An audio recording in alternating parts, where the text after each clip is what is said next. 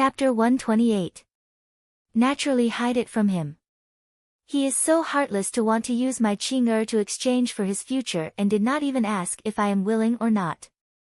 Ren Wanyun sneered. Her husband's indifference and her daughter's accident had made her look old in this period of time. It was as if a few more wrinkles had appeared overnight and on the originally kind face, there was only a sinister look left. This matter must be foolproof. Even if he were to discover it in the future, it would be too late. But would this not be disadvantageous to second young lady? Kai Ju asked, even if the marriage is successful, how would the Huang and Wei family be willing to know the truth? Do not worry. Ren Wanyun held the paperweight in her hands. The Huang family only want a name. It is the same no matter which one it is. As for the Wei family, if they dare to make a sound, I will accuse the Wei family of raping an innocent commoner. There will always be a way to make them unable to speak. Moreover, her face instantly became sinister. What is wrong with my Qing?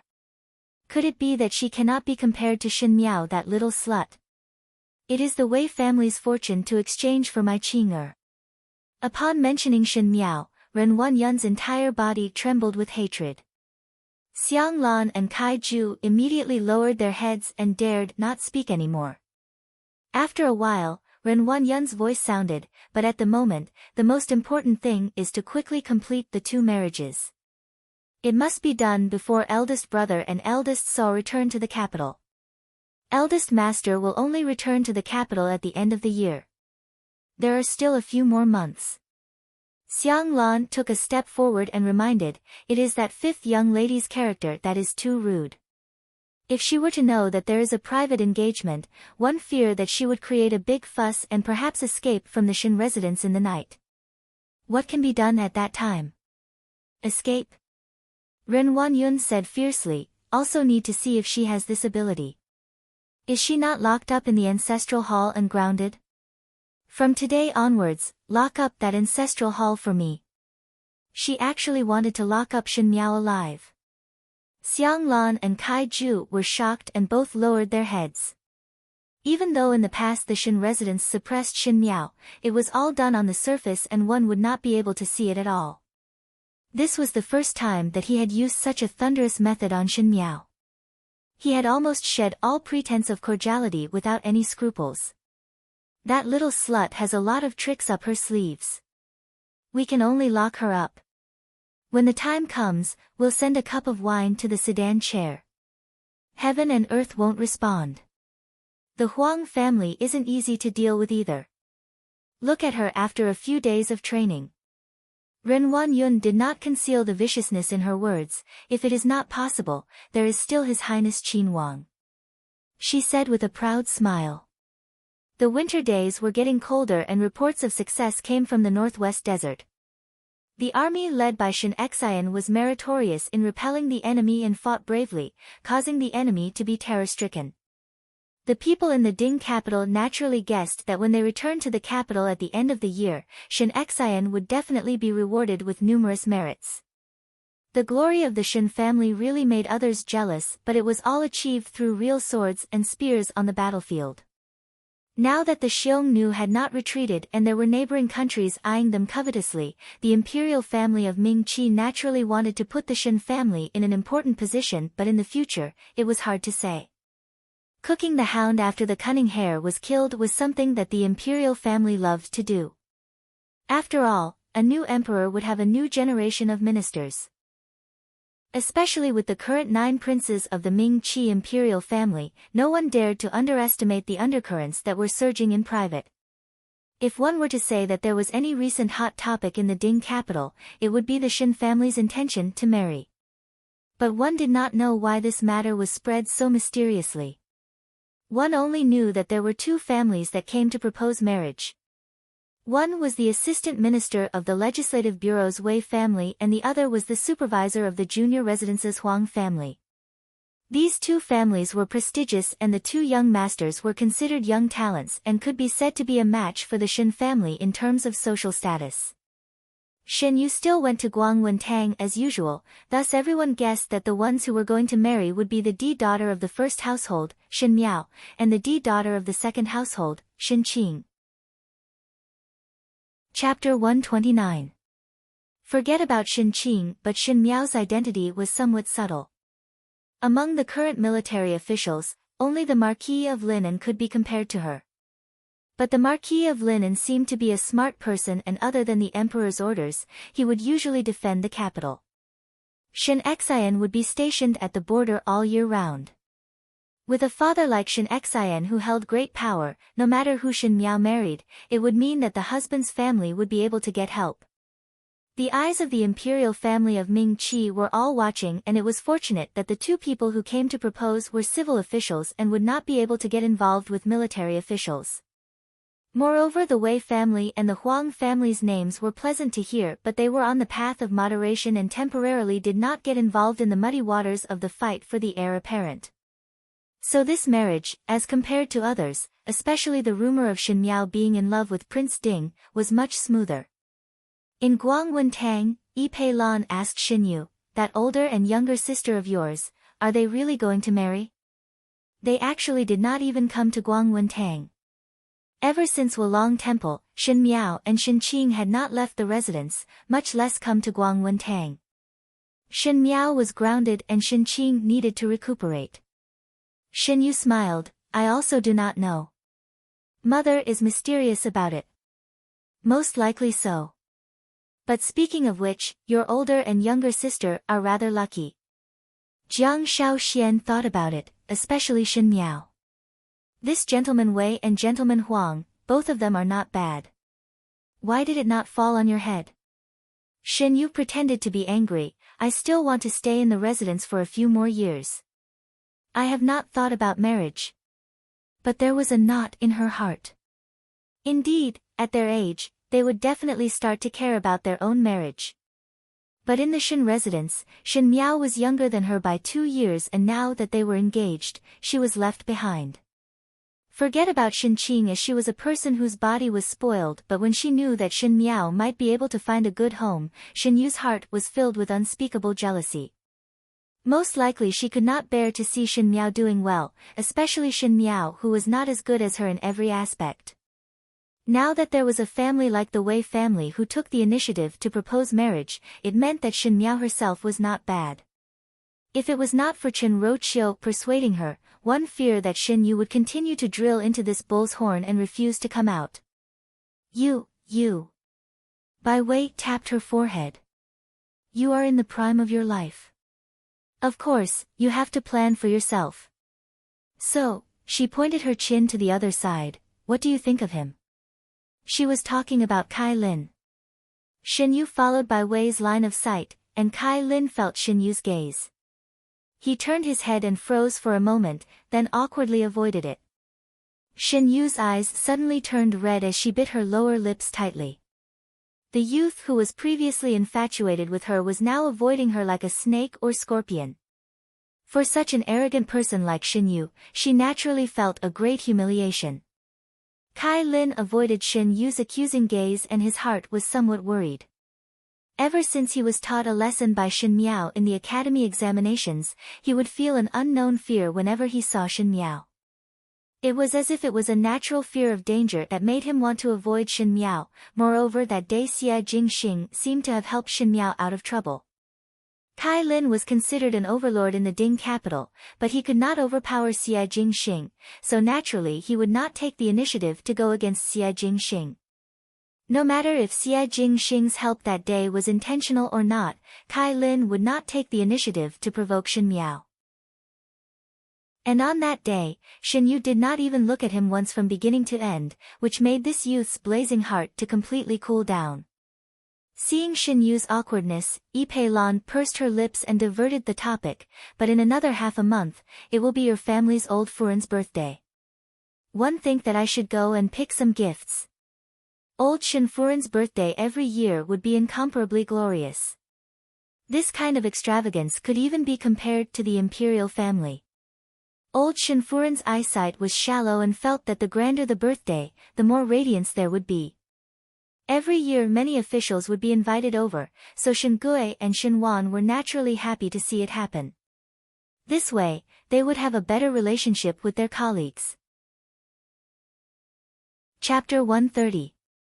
For this kind of birthday celebration, naturally a gift must be received. One think that Yi Pei Lan and the rest would be present at the birthday celebration next month. After all, at this time of the year, all the better officials in Ming Qi would be invited by the Shin family. Yes. Bai Wei seemed to remember, I almost forgot about this matter. Luckily Pei Lan reminded me. What gift did you prepare for old Shin Furen? As a talented female in the capital, Shin Yu would naturally give old Shin Furen face at the birthday banquet every year. If one were to say that what Shin Qing took out was expensive, then what Shin Yu took out was unique and exquisite. Only Shin Miao would always give something that made one laugh till their teeth fell off. It is only embroidered a portrait. Shin Yu said modestly. Now that you mention it, I start to be curious. Jiang Shaoxian said nastily, then what would that fifth younger sister of yours give? Could it be that she was busy embroidering the wedding dress and completely forgot about old Furen's birthday gift? When Feng and Ning, who was lying on the table, heard it, she coldly snorted and got up to leave the table.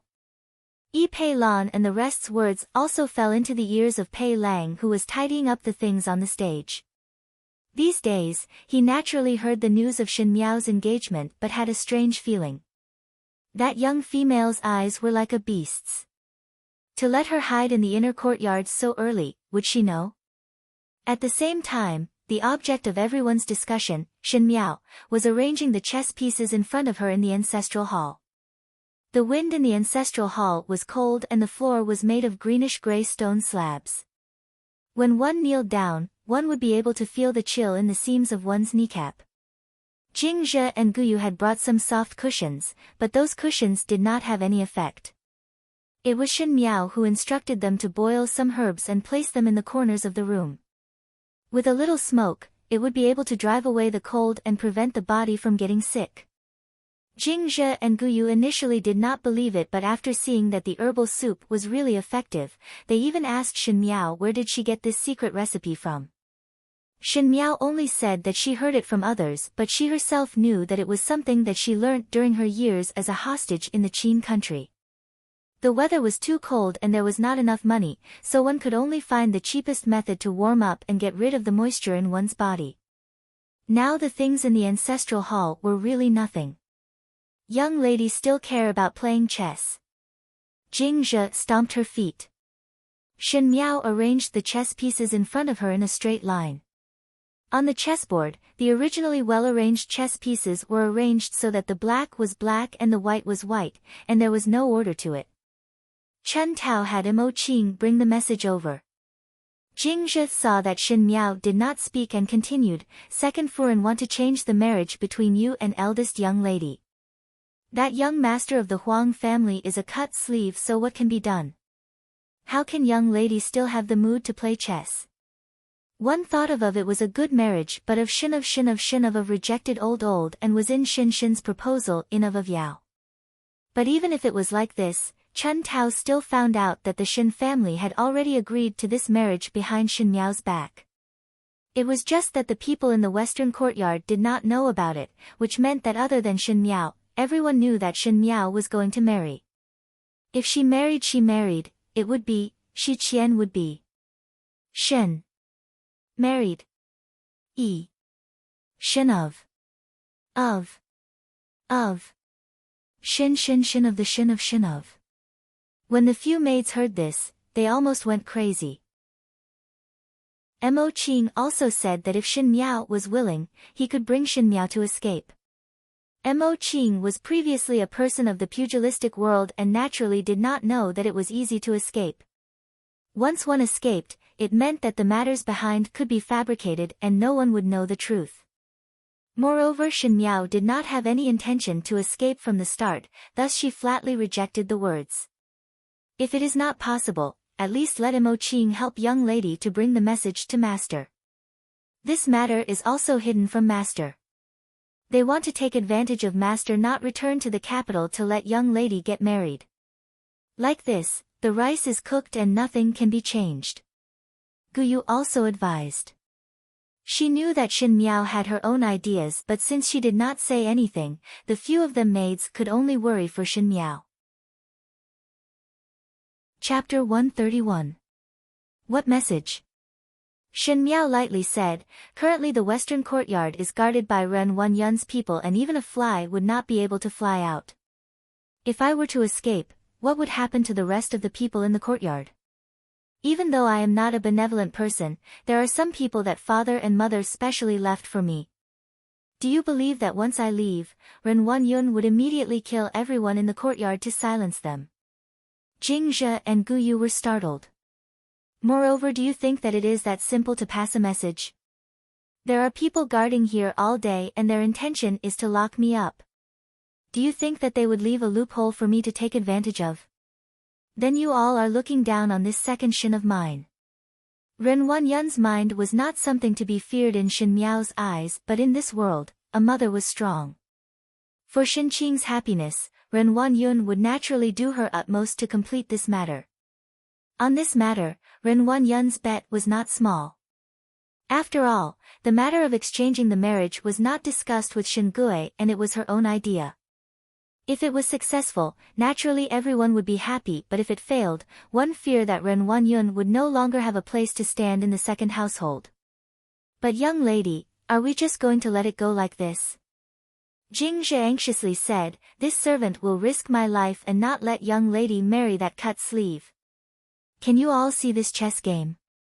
Shen Miao did not speak and only pointed to the chessboard on the table.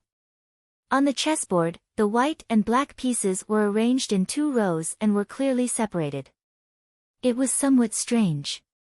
This servant does not understand chess and also do not understand what kind of game this is.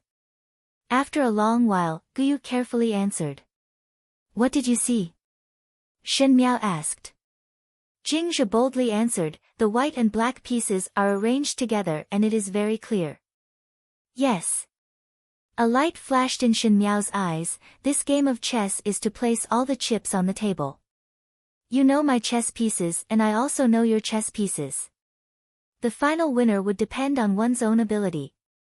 Jing Zhe and Gu Yu looked at each other and did not understand Shen Miao's meaning. Ren Yun thought that she knew all my chess pieces, but in fact it is not so.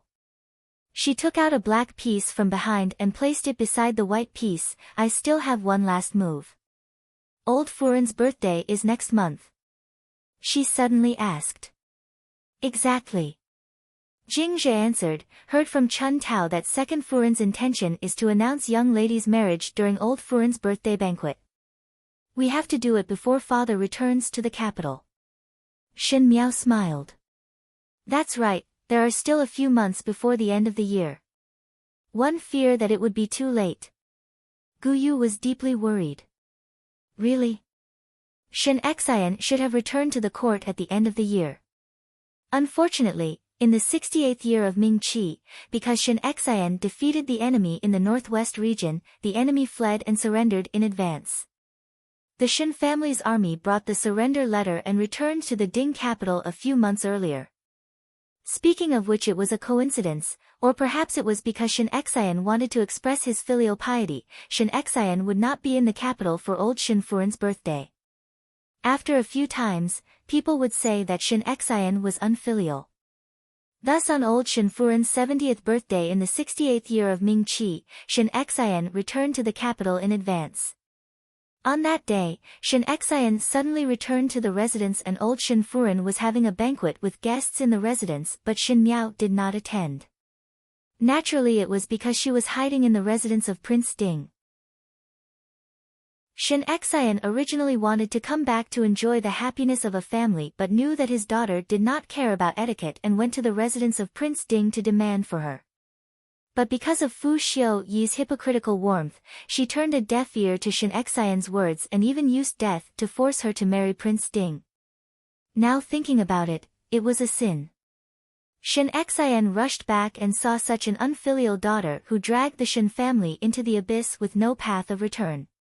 This lifetime was not the previous lifetime. She did not escape the Shen family because of Prince Yu and also did not blindly fall in love with Fu Xiu Yi's appearance. If Shen Xian came back and saw a different daughter, would she be able to redeem a little of the sins of the previous lifetime? Father had always respected old Furen. Shen Miao said lightly. Yes. Jing Zhe answered. Old Shen Furen was a songstress and was good at acting. In the beginning, she played the role of a loving mother flawlessly. When the old general was still alive, he could not pick out any mistakes at all.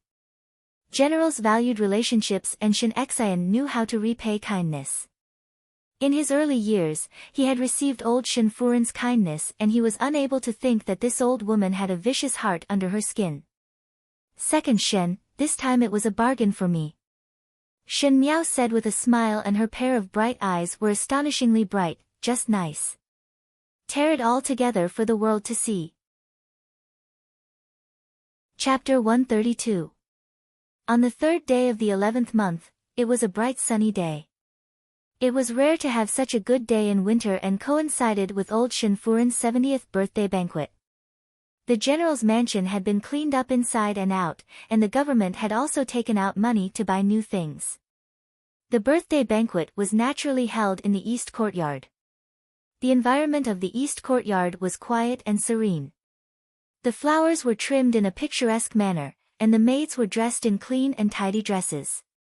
Their speech and mannerisms were unconventional, and they were all delicate and well-behaved. As soon as Ling Ren walked in, he felt that this was indeed the style of a wealthy family. Old Shen Furen was sitting high up in the main hall of Rong Jing Tang and there were already a number of Furens and young ladies coming to and fro to give their greetings. The Shen family was after all a first-class military aristocratic family in Mingqi, thus the high-ranking officials and noble people would come over to bribe them. Ren Wanyun was also busy greeting the guests.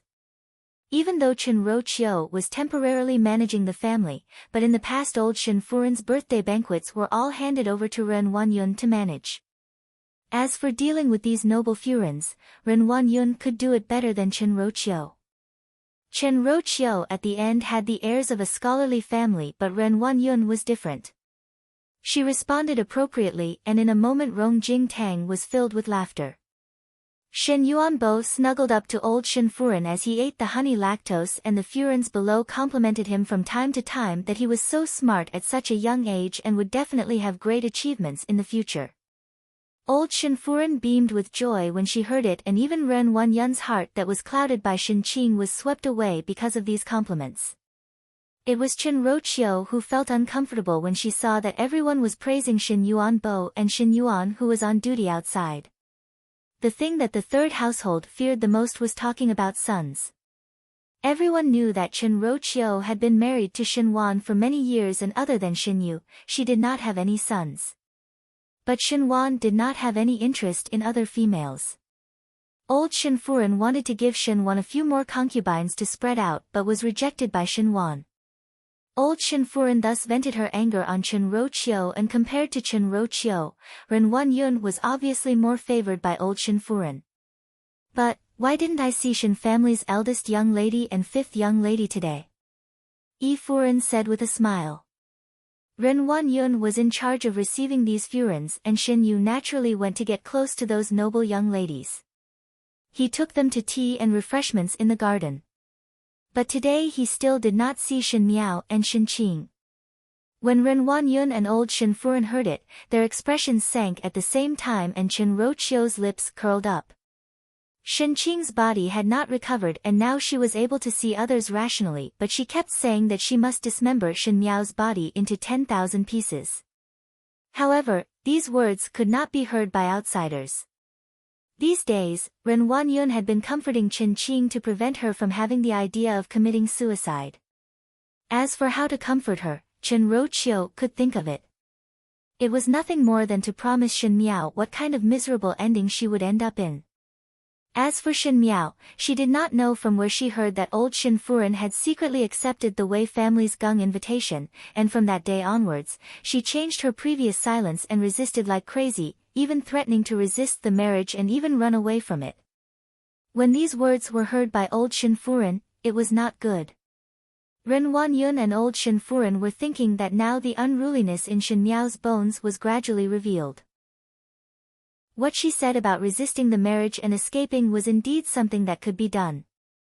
But now that Shin Miao must not meet with any mishap, once something happened to her, the matter of changing the marriage with the Shin sisters would not be possible. Thus from the moment Shin Miao threatened to resist the marriage, old Shin Furen and Ren Wanyun directly locked Shin Miao in the ancestral hall. The ancestral hall was at the most southwest courtyard of the Shin residence and generally no one could see it. The number of guards outside had increased by at least half, and all the maids in the western courtyard, including Shin Miao's 4 personal maids, were found out by old Shin Furen and held tightly in her hands. Chapter 133.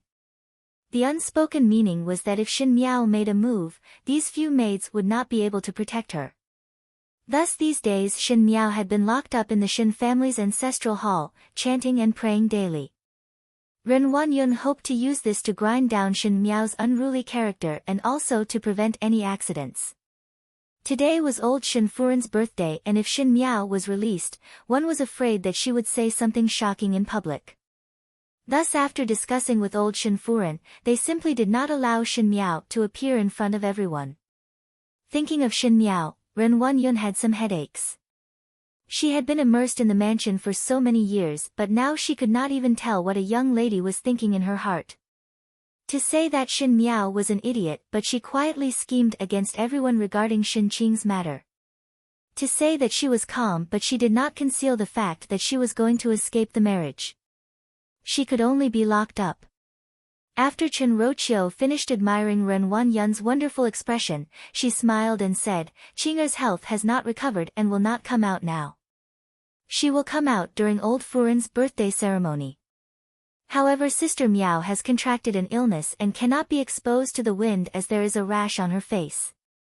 There are so many young ladies present and one was afraid that this young lady would be infected, so one let her stay in the room by herself."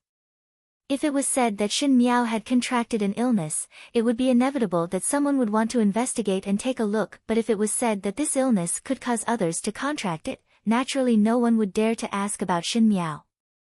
Especially since the young ladies loved to be beautiful, how would they take such a big risk to look at her? Jiang Shaoxian's mother, Jiang Furen, also smiled and her words had a hint of probing. "So it is like this.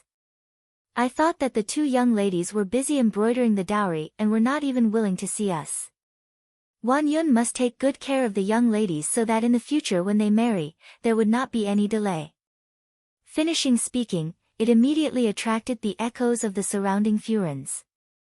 The marriage between the Wei and Huang family had spread like wildfire in the Ding capital, but unfortunately the Shin family had never confirmed it.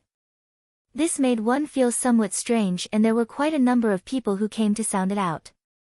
As for which young lady would be married to whom, it was still a complete mystery. As a result, Madame Jiang had decided to ask this question. She wanted to see if this rumor of a marriage could really be carried out. Ren Wanyun's eyes flashed and naturally knew Jiang Furen's intention. She said with a smile, "What are you saying? Even if one is busy with embroidering the wedding dress, if it is old Furen's birthday, one will naturally come out to show filial piety. If it was not that the 2 children are unluckily ill, why would one not come out to see all the Furens?" His words were full of ambiguity, as if he was admitting to this marriage. The Furens present were all experienced people in the residence and were able to understand Ren Wanyun's meaning. In a short moment, words of congratulations were heard. Old Shin Furen caressed Shin Yuanbo's face with a loving smile, looking like the host and guest were enjoying themselves. In the garden of Choshui Garden, there was a group of young girls. They were playing chess on a green stone table, eating snacks, and chatting. Speaking of which, Jiang Shaoxian said, "I haven't seen your elder and younger sister until now. Could it be that they are really sick?" "They are really sick." Shen Yu shook her head and there was a trace of worry in her eyes. "Eldest sister's illness is getting better, but 5th younger sister's illness is somewhat serious." The rash on her face even infected the few maids beside her. She hung her head down. "When you all came today, one fear that you did not even see the maids beside them." "No wonder." Bai Wei was suddenly enlightened. "There are so many people guarding outside the western courtyard and one did not see anyone coming out." One think that those servants in the courtyard are afraid of coming out and getting infected.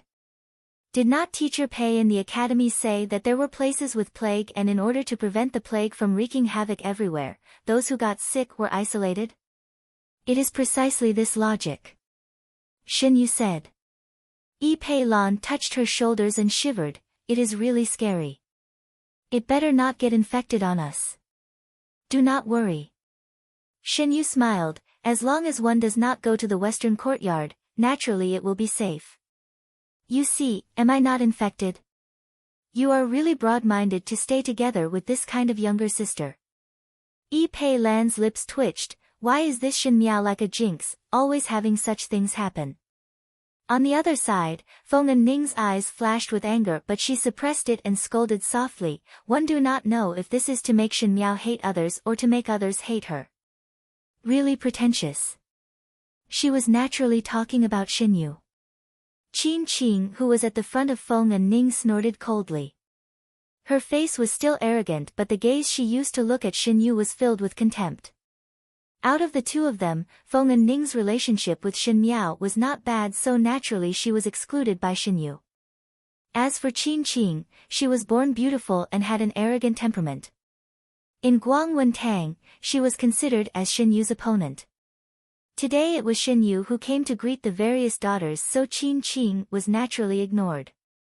Thus these two people were actually able to sit together due to a freak combination of factors. Who knows if she is sick or not? Qin Qing had always looked down on Xin Yu, and when these words were heard by Feng and Ning, she immediately said, "So you also think so? Why not let us go and see Xin Miao? I do not have any friendship with her.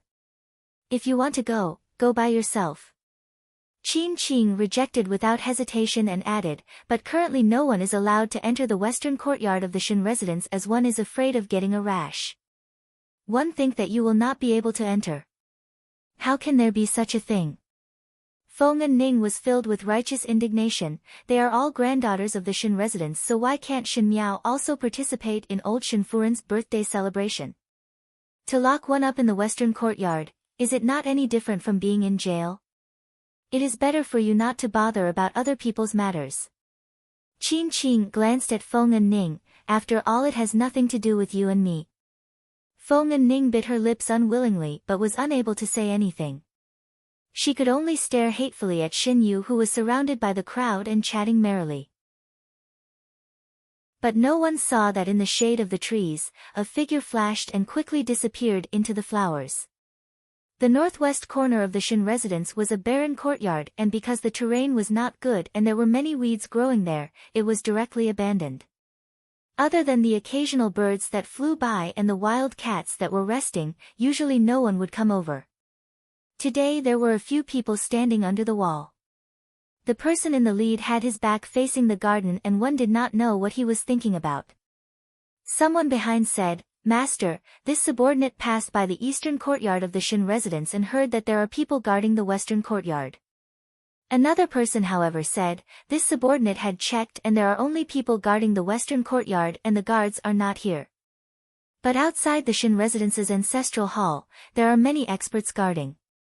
Could it be a diversion?" That person turned his head and revealed a handsome face. "The thing is in the Xin residence's ancestral hall."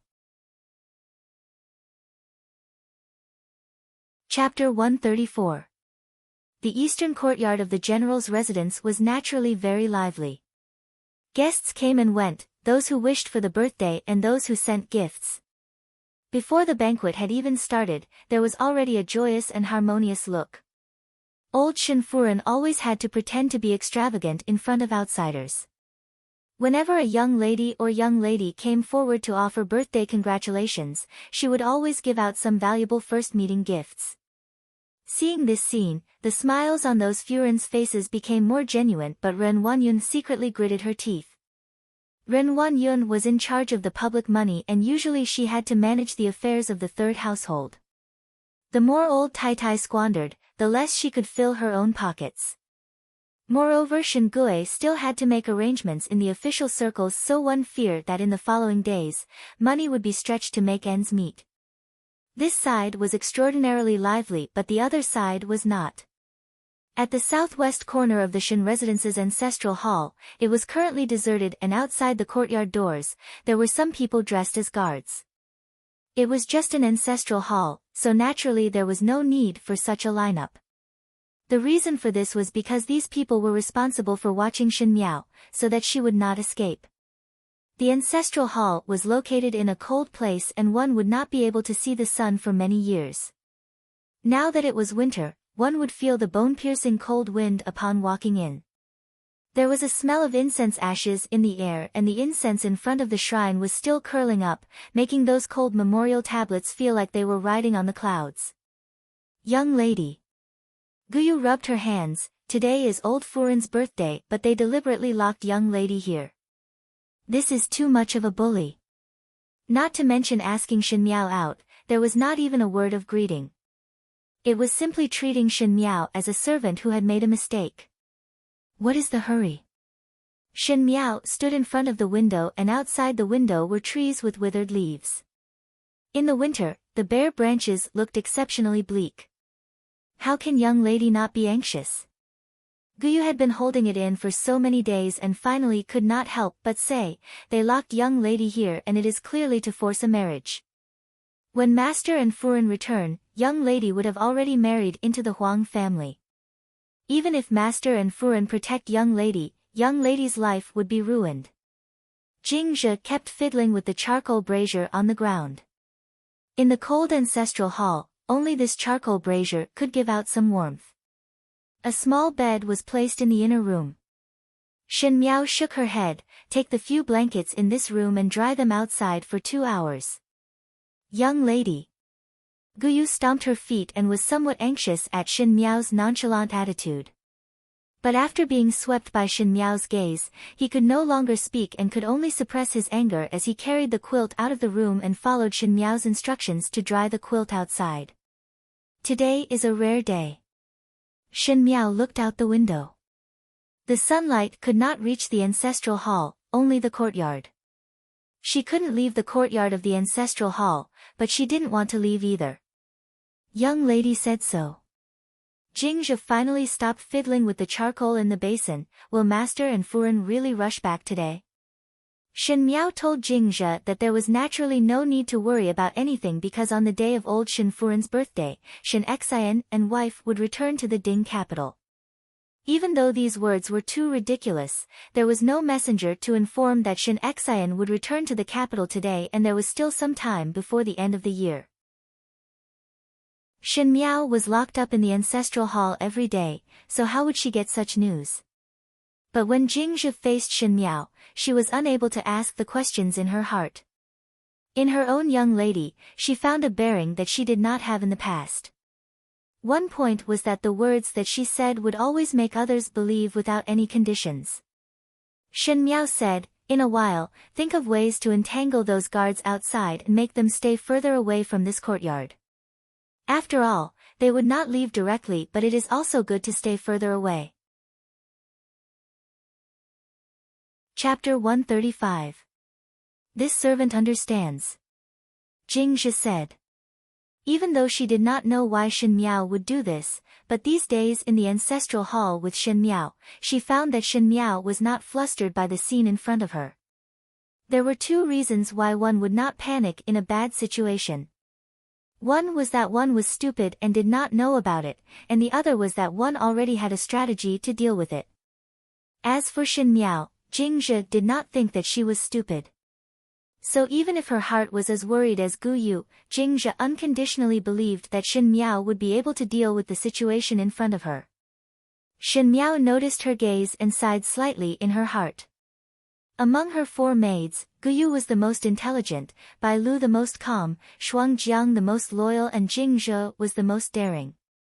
In the beginning, in order to help Fu Xiuyi win over the powerful minister, Jingzhe used her beauty to become the concubine of that powerful minister. The powerful minister was lustful for beauty and Jingzhe also had her methods. Even though she was beaten to death by the legitimate wife, but before she died, she gave out the weakness of that powerful minister, allowing Fu Xiuyi to win over the other party. As a maid, she actually had such courage. Jingzhe was not an ordinary young lady. So in this matter, Guyu, Bailu and Shuangjiang were not suitable and only Jingzhe was slightly better. But after Jingzhe knew what she wanted to do, Shen Miao did not know if she would continue to help. After all, what she was about to do was simply too shocking. Actually, Jingzhe endured it but still said softly, if young lady wants, it is not impossible to let Mo Qing think of ways to bring young lady out. Mo Qing's skills were above the guards of the general residence. Even though 2 fists could not fight against 4 hands, it was not impossible to grab a gap and bring someone out. And then? Shen Miao asked back, the heavens and earth are so big. Would the world be at peace after escaping? The 4 of your slave contracts are in old Furin's hands. If I leave, what will happen to you? Jingzhe knelt down on the ground and said, this servant knows that young lady is willing to stay here because of these servants' lives, but if young lady were to suffer misfortune because of these servants, this servant would not be able to absolve the blame even if I were to die 10,000 times. In the beginning, master and madam chose us to stay by young lady's side so that we could take care of young lady. How could we let master take care of us instead? A trace of emotion flashed in Shen Miao's eyes. Shen Xian was indeed very good at picking people. These 4 maids, even in her most difficult times in her previous life, there was never a trace of betrayal. However, people were not goods. Things in this world were just that simple. Kindness must be repaid, and enmity must be repaid. In order to win over people's hearts, one couldn't just give up on the maids by one's side. Do not worry. Shen Miao said, nothing will happen to you and me. Today is Lao Furin's birthday. I heard that second sister made a guanyin painting for grandmother. Since they have forgotten that I am here, I can't let it go. She smiled, I also have a big gift for old madam, but I don't know if she has the fortune to enjoy it. Dozens of li away from the Ding capital, there were horses drinking water by the frozen stream. The withered grassland looked somewhat yellow and withered, and the soldiers were taking a rest here. Sitting furthest away from the group of soldiers was a middle-aged man. His skin was bronze in color, most likely it was because of the sun and rain on the battlefield, but it was clear that he was strong. His figure was like a small mountain and his brows were awe-inspiring. With thick eyebrows and big eyes, he had a full beard and with one glance, he looked extremely forthright. The female sitting beside him was stroking the head of the horse that was gnawing on the grass roots. That female was also middle-aged and was wearing a green short jacket and a pair of golden embroidered breeches. Her hair was tied up in a simple bun and she had a pair of spirited eyes. She was also delicate and pretty, but what attracted people to her was her valiant and formidable-looking temperament. There was a pair of silver bracelets on her wrist, and when she stroked the horse, there was a tinkling sound. Chapter 136. Furin, there is approximately another 2 hours before reaching the Ding capital. The middle-aged man smiled. After staying in the northwestern region all day, the air is sweet when one returns to the capital. What is not good about the northwestern region? The woman's beautiful eyes stared and asked rather shrewdly, I grew up in the bitter cold of the northwestern region. If you like it sweet, why did you marry me? That man quickly begged for mercy with a bitter face, Furin is right. This capital is sweet and not suitable for us rough men. It is still better in the northwestern region. When winter comes, one can still go hunting in the deep mountains. Silver foxes can run around and one can hunt and make robes for Furin. When the woman heard it, her lips then raised and scolded with a smile, speaking official words when meeting an official. These 2 people were not others but the formidable great general Shen Xian and his Furin, Luo Shuiyan. Today they rushed back in a hurry to participate in old Shen Furin's birthday celebration. Before this, they did not inform the Ding capital and because they had obtained the enemy's surrender letter in advance, returning triumphantly this early was most likely to give everyone in the capital a surprise. We have never seen Mother's birthday celebration before. Luo Shuiyan said, in the past, one would return at the end of the year to hand over Mother's rewards from His Majesty as a birthday gift. Today one is in a rush to return, one do not know if that fire rat cloak would be able to enter old Tai Tai's eyes. Why can't it enter old Tai Tai's eyes? When Shin Xian heard it, he immediately asked back, that is a good thing. Even on the battlefield, it is a treasure. With it, one would be invulnerable. In the beginning, in order to hunt that fire rat, I had to guard the mountain for 7 days and 7 nights. If it was not that you insisted on giving it to mother, I would give it to you. Speaking till the end, Shin Xian's voice gradually lowered. Obviously these words were somewhat disobedient, but a person's heart was not a scale and there would always be a biased part. Even though old Shin Furen treated Shin Xian very well, but after all she was not his biological mother and the blood relationship could not be faked, thus Shin Xian naturally doted on his wife a little more. Moreover, Luo Shuayan usually followed him to the battlefield and this fire rat cloak was more useful to her than old Shin Furen. If it was not that Luo Shuayan insisted on giving it to old Shin Furen, Shin Xian would have made the cloak for Luo Shuayan first. What do you know? Luo Shuayan glared at him, you miss old Tai Tai's birthday every year. Even if you return at the end of the year and give the rewards from His Majesty to old Tai Tai, who would really know? The last time when we returned to the capital, I heard that you deliberately did not kiss old Tai Tai's birthday. Did you know that I heard? That you deliberately did not kiss. If you aren't worried about your reputation, Jiao Jiao can't have an unfilial father. When the words were said, Shin Xian was silent for a long time. Indeed, even though the conditions in the Ding capital was not as harsh as the northwestern region and there were no traps of the enemy's swords and spears, but it was not really peaceful. Of them husband and wife were not in. Of the rumors. That was. The was. Were dong. Luo Shuayan said again, you know that I do not understand the twists and turns of the residents. Our Luo family does not have so many rules. I can only use the simplest way. This fire rat cloak is precious and if old Tai Tai's favor is obtained, old Tai Tai would be happy and everyone would see it. The rumors would naturally fall apart. After a long while, Shin Xian then said, it is still Furen who is thoughtful. I am not doing it for you. It is for Jiao Jiao. Luo Shuayan snorted and her expression suddenly became melancholy, you and I, husband and wife, are not in the Ding capital all year round. Even though the northwest region is too dangerous and Jiao Jiao is still young and cannot be brought over. But for so many years, we have not personally taught and accompanied her. It is us who have let her down. When Shin Xian heard it, he also sighed and hung his head down. A flash of pain appeared in his eyes. There were no cruel parents in the world and there were no parents who did not love their children.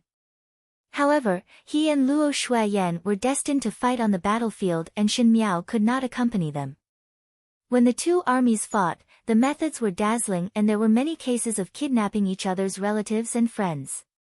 They could only endure the pain and be separated from their daughter. At least in the Ding capital, there was no need to worry about Shin Miao's safety. Chapter 137. Luo Shuayan seemed to get sadder the more she thought about it and continued, I often think if it is really safe to place Jiao Jiao in the capital. Without parents by her side, is she really happy? Every year when we meet her at the end of the year, she would always treat us coldly but it is all our fault. So no matter what she does, we cannot blame her.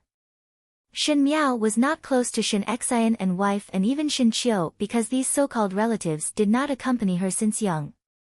She was close to Ren Wanyun, Chen Ro Qiu and even old Shin Furen because these people were with her all the time and they were the relatives, in her eyes. And Shin Xian and wife were extremely obedient to their daughter and no matter how famous Shin Miao's stupidity was in the capital, they never got angry at their daughter because it was all because of them. Shin Xian patted Luo Shuayan's shoulder, there will be a day when Jiao Jiao will understand our difficulties. Will she really understand? Luo Shuayan smiled bitterly, sometimes I would even think, who was the one that caused Jiao Jiao to be so mischievous now? Shin residents. She suddenly stopped and looked at Shin Xian with some annoyance. Shin Xian naturally understood the meaning behind her words and his expression changed slightly. After a moment, he sighed and held his beloved wife's hand. Furen is thinking too much. Mother and younger sister-in-law will teach Jiao Jiao well, and if it is not right, Jiao Jiao would not be so close to them. Shin Miao's attitude towards the two aunts was so good that it made one jealous. As a result, some thoughts were out of place. It is me who is thinking too much, Luo Shuiyan said. She was the precious daughter of the Northwest Luo family and was also a military family. Even though she was a third-rank military official, everyone in the family were iron-blooded men. Luo Shuiyan was the youngest sister and had 3 older brothers above her, so since she was born, there were only her parents and older brothers in the family and there were not many dirty things. She had seen little of the dark side of the large families and did not know the dangers involved. If one knew about it, one would rather let Shin Miao take the risk and stay by her side than to leave Shin Miao alone in that terrible Shin residence. Just as she was speaking, she heard someone calling from behind, "Father, Mother."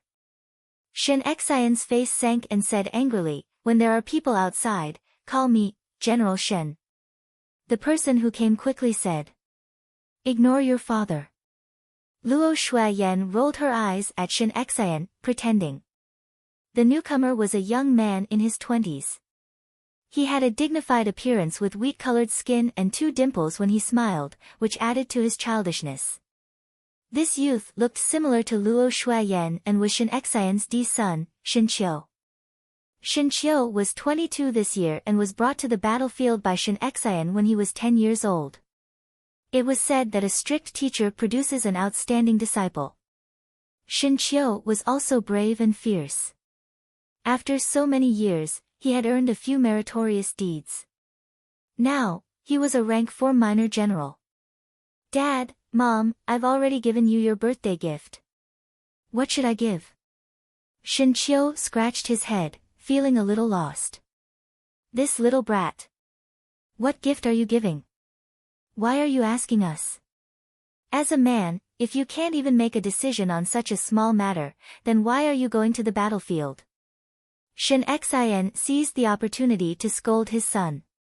"I haven't been to Grandma's birthday party for a long time."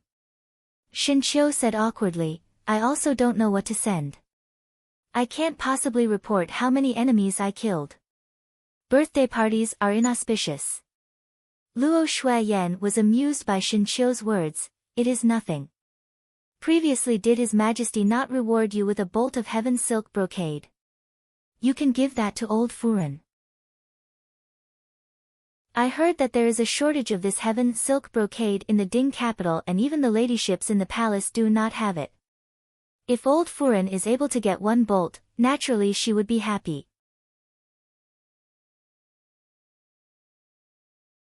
Chapter 138. "But that's for my younger sister," Shin Qiu hurriedly said.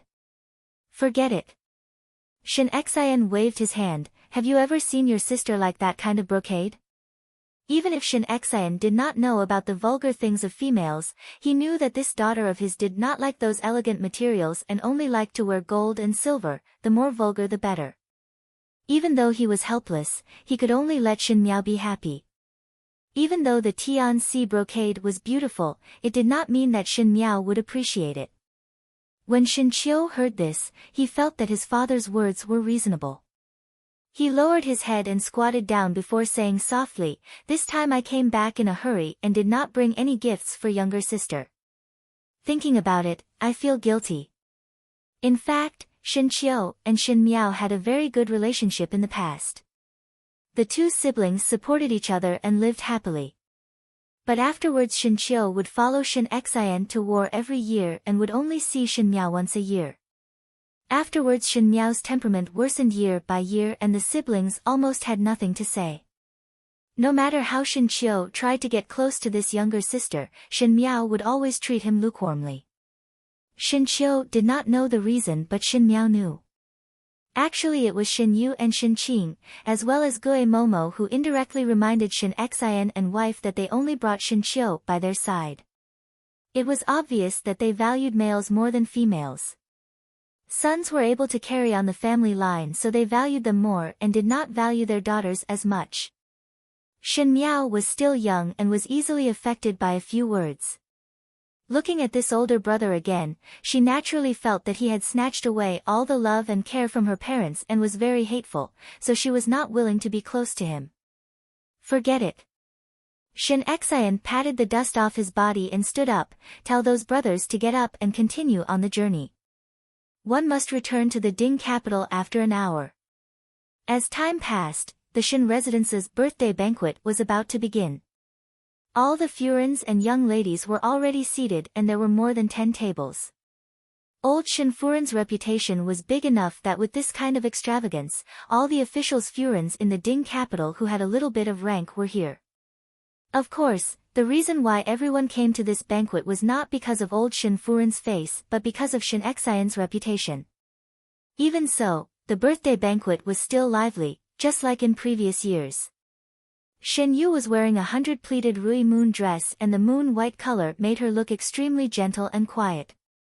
She was originally delicate and pretty and after specially dressing up today, she naturally had the intention of having a daughter in her family who had just matured. Now that Shen Qing and Shen Miao already had families, the Furins present all had their own thoughts when they saw Shen Yu.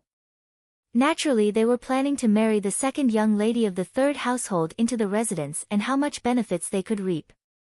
After the male guests had delivered their gifts, they were all on the other side, accompanied by the two brothers Shen Gui and Shen Wan.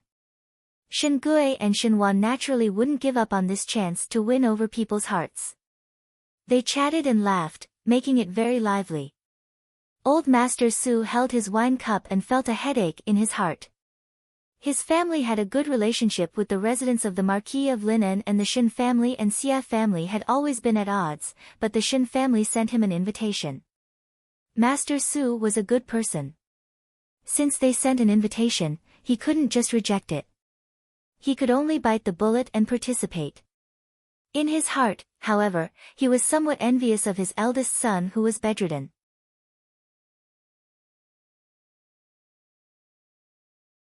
At least he didn't have to watch this group of old foxes with ulterior motives toasting each other and testing each other. Father. Su Minglang blinked his eyes. Today he was also dressed up by his mother, but even so, he looked like a very well-dressed dumpling. He pulled Master Su's sleeves. I want to go out for a walk. Don't run around. Master Su warned. Even though the eldest son did not participate, the youngest son who had never been interested in these things was clamoring to participate and Master Su did not know why. But Su Minglang made a big fuss and Su Furin agreed, so Master Su could only bring along this little burden.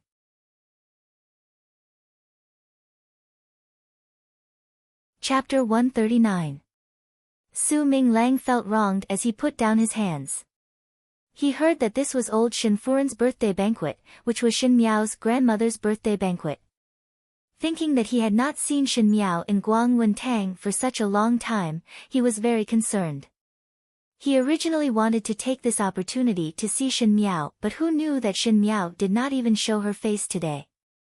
Hearing that Shen Miao had a rash and could not casually meet others, Su Minglang's heart was itching and wanted to see Shen Miao. He had very few friends and others despised him for his stupidity. Only Shen Miao treated him gently and in his heart, Shen Miao was already his only friend.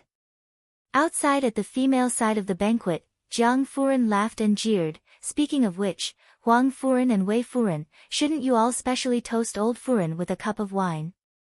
After all, in the future they would be in-laws.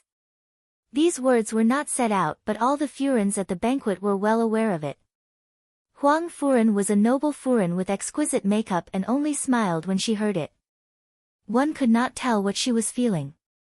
Most likely she was well aware that this marriage was just taking what one needed and was not considered a good marriage.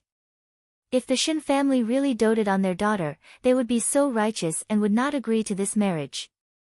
The so-called bright and noble was just an act on the surface. Thus there was some ridicule in their eyes. It was Wei Furin who was somewhat uncomfortable.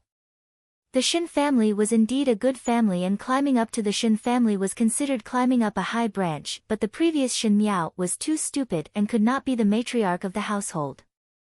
Afterwards, after the academy examinations, she went around and heard that Shin Miao seemed to be enlightened and her temperament was much more calm. Then she went to propose for her son. But who knew that she did not see Shin Miao today and heard that Shin Miao had a rash. Wei Furen was somewhat worried that if Shin Miao contracted a nasty disease, it would ruin her son's life. Thinking of these, her face revealed an unwilling expression. When these expressions fell into Chen Rochio's eyes, Chen Rochio sneered a few times in her heart. She was not a fool and could see that Ren Wanyun had the idea of exchanging sisters' marriages. Old Shin Furen and Ren Wanyun could hide it from others, but they could not hide it from her, Chen Rochio. However, this was a good thing for her. Ren Wanyun was in a mess from her worries and did not know how Shin Xian would fly into a rage when he returned. At that time, the first and second branches will be fighting and each of them will be injured. Her will be able to stand out from the crowd. Ren Wanyun smiled as she stood up. Since that is the case, then I should first toast both Furens with a cup. Everyone's laughter became louder and Feng and Ning frowned as she looked somewhat unhappy. At the other end of the ancestral hall, after sending away all the maids, Shin Miao knelt in front of the memorial tablet in the ancestral hall and looked at the hourglass in her hands. The sand had almost leaked out and the time that she had arranged with her was almost up. She inserted the 3 sticks of incense into the niche and bowed gently. However, at this moment, he heard a slight noise. In her previous lifetime, in the Qin country for a few years, she had developed the habit of being extremely vigilant no matter what. Shin Miao suddenly stood up and said, "Who?" "Little girl, your senses are quite sharp." A familiar voice sounded. Shin Miao turned her head and saw that purple-clad youth leaning against the window, looking at her with a smile that was not a smile. Seeing that she was looking at him, he leaped into the ancestral hall. No matter how calm Shin Miao was, she could not help but be somewhat stunned. Xie Jingxing actually wandered around other people's residence in broad daylight. Naturally, he was not invited over as the Shin family and Xie family's relationship was like walking on thin ice, unless Shin Gui and Shin Wan were crazy. Now there were guards in the courtyard outside the ancestral hall, so how did he enter? Shin Miao accidentally asked out the doubts in her heart. The guards of the Shin residence are really useless. Xie Jingxing said, "I walked over."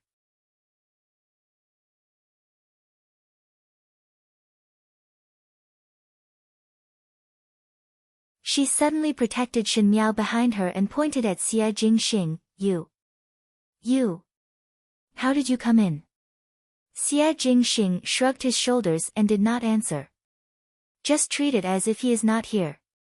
Shin Miao was too lazy to care about him and asked Jingzhe, "How is your arrangement?"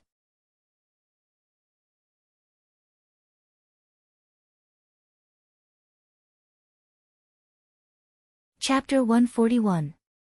I let Ginkgo in the courtyard to buy food and wine, saying that it was sent over from the birthday banquet. At this moment they are eating happily and slacking off a little. But it is impossible to leave. Jingzhe was still somewhat afraid of Xie Jingxing and was looking at Xie Jingxing's expression as she spoke. "Good." Shin Miao looked at Jingzhe, "Jingzhe, can you make me trust you?"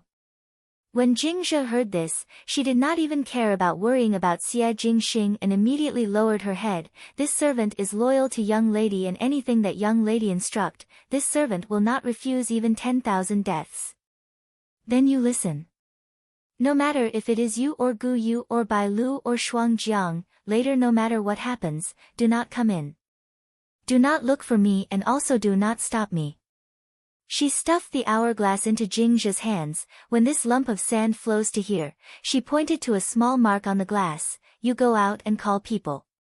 You must take advantage of the chaos to rush out and directly rush to the Eastern Courtyard's birthday banquet and shout for people in front of all the guests. I think that you have an idea and are bold, so no matter if I instruct you or not, you will know what is the best thing to do." This. Jingzhe was somewhat at a loss as she did not understand what Shen Miao meant by these words. But when she saw Shen Miao's expression, all the questions were swallowed down and she solemnly said to Shen Miao, "This servant will understand." "Good. Then you go out now."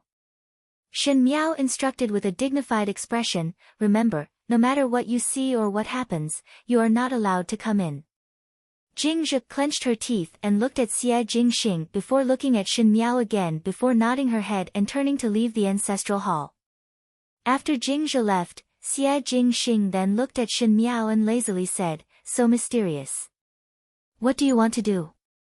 "What do I want to do?" Shen Miao stared at him. Xie Jingxing's posture was leisurely, but that pair of beautiful peach blossom eyes were as sharp as a knife. When that pair of eyes looked at one, it was as if one's thoughts could not be hidden. "If little Marquis does not want to be implicated by me, then leave first," she said coldly. "There is no one in this world that can implicate me." His words were arrogant, but it was as if he could really do what he said. "Since you want to be buried with me, I have nothing to say." Shen Miao turned around. Xie Jingxing frowned, and before he could understand the meaning of Shen Miao's words, he saw Shen Miao suddenly walking to the front of the incense niche and pausing in front of the Shen family ancestors' memorial tablets. In the next moment, even he was stunned at the same spot. Shen Miao suddenly picked up those neatly arranged tablets and threw them into the charcoal brazier on the ground without saying a word. Wood was easy to ignite. In an instant, the flame that had been burning a little soared into the sky. The tongue of fire swallowed the wooden memorial tablets, and the names on them were faintly discernible in the light of the fire. "Are you crazy?" Xie Jingxing looked at Shen Miao with surprise in his eyes. Destroying the ancestral tablets was an act of treason that could even lead to expulsion from the clan. After 100 years, his ancestors would not let him off even if he went to the Yellow Springs. And Shen Miao's sudden action made others puzzled. Was she venting her dissatisfaction from being locked up? But for her to do so, she would only receive a greater punishment in the future. Shen Miao's eyes coldly looked at the gradually charred tablets in the flame. It was not that she was disobedient, but the spirits of the ancestors could not be casually trampled. But the most important thing in the world was the present. Her future, Shen Xian's future, and the future of the Shen residents were obviously more important.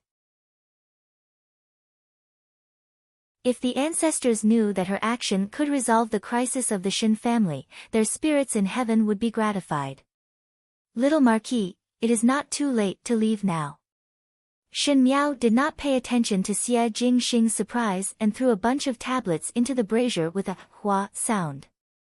In an instant, the flame became more intense.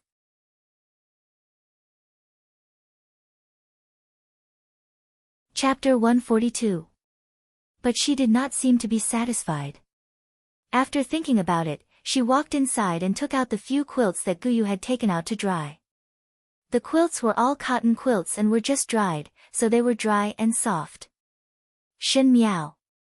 Xie Jingxing bellowed, "Do you not want your life anymore?" Shen Miao spread all the quilts on the floor. Most of the ancestral hall structure was made of wood and it was very easy to catch fire. She picked up a piece of spirit tablet that was half covered in flames and ignited a corner of the quilt. The flames soared to the sky and the ancestral hall gradually emitted thick smoke. Jingzhe gritted her teeth as she stood outside and her eyes were mostly red.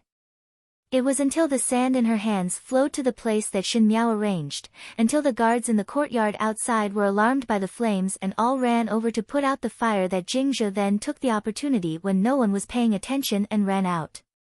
She ran all the way to the eastern courtyard's birthday banquet in one breath. The entire courtyard was filled with guests who were enjoying themselves, and it seemed that no one had discovered this little girl who was in a sorry state. Jingzhe's lips pulled out a vicious smile and suddenly shouted, "Not good, not good. The ancestral hall is on fire and fifth young lady is trapped in the fire." When the words were spoken, there was an uproar in the courtyard. Was Shen Miao not recuperating in her own courtyard? Why was she in the ancestral hall? Everything was fine, so why did the water suddenly catch fire? Ren Wanyun also jumped in shock. She suddenly stood up as she did not know how the ancestral hall caught fire.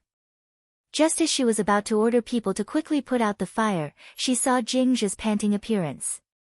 She did not know why, but her heart suddenly moved. If Shin Miao died in this fire, then she could justifiably let Shin Qing marry in place of her. As for the Huang family's side, she only needed to pay a visit and apologize. And Shin Miao's death could only be attributed to an accident. Who asked her to not recuperate properly and run to the ancestral hall and even cause the ancestral hall to catch fire? Thus Ren Wanyun stood up and pretended to say, "Everyone eat and drink first. Most likely the fire is not too big, most likely it was a child playing with fire and accidentally set the water on fire. I will go and take a look first. The few of you," she reprimanded Xiang Lan, "quickly go and find the guards to extinguish the fire." The atmosphere of the entire birthday banquet suddenly fell into a strange atmosphere. Old Shin Furen was unhappy in her heart and hated Shin Miao for disappointing her mood even at this time. However, on the surface, she still had to put on a motherly appearance and anxiously instructed Ren Wanyun, "Quickly go and see what is fifth lady's situation." However, acting was different from being real. If one really loved Shin Miao, one would not be so calm when Shin Miao fell into such a situation.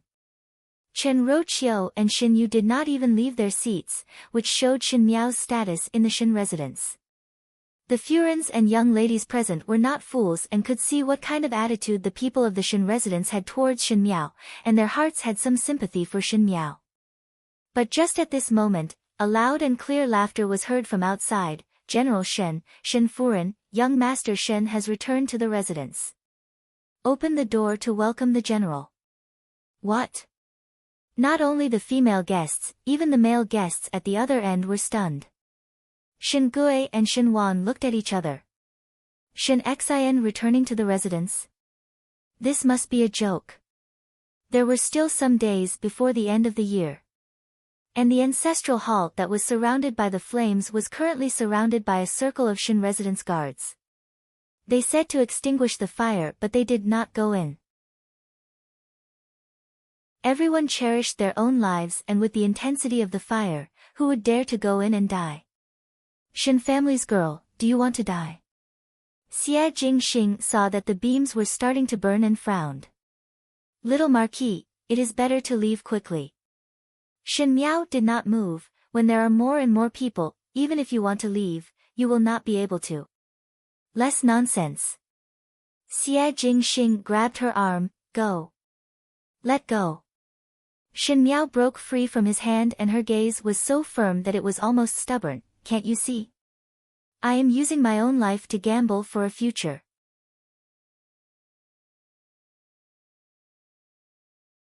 Chapter 143. Can't you see?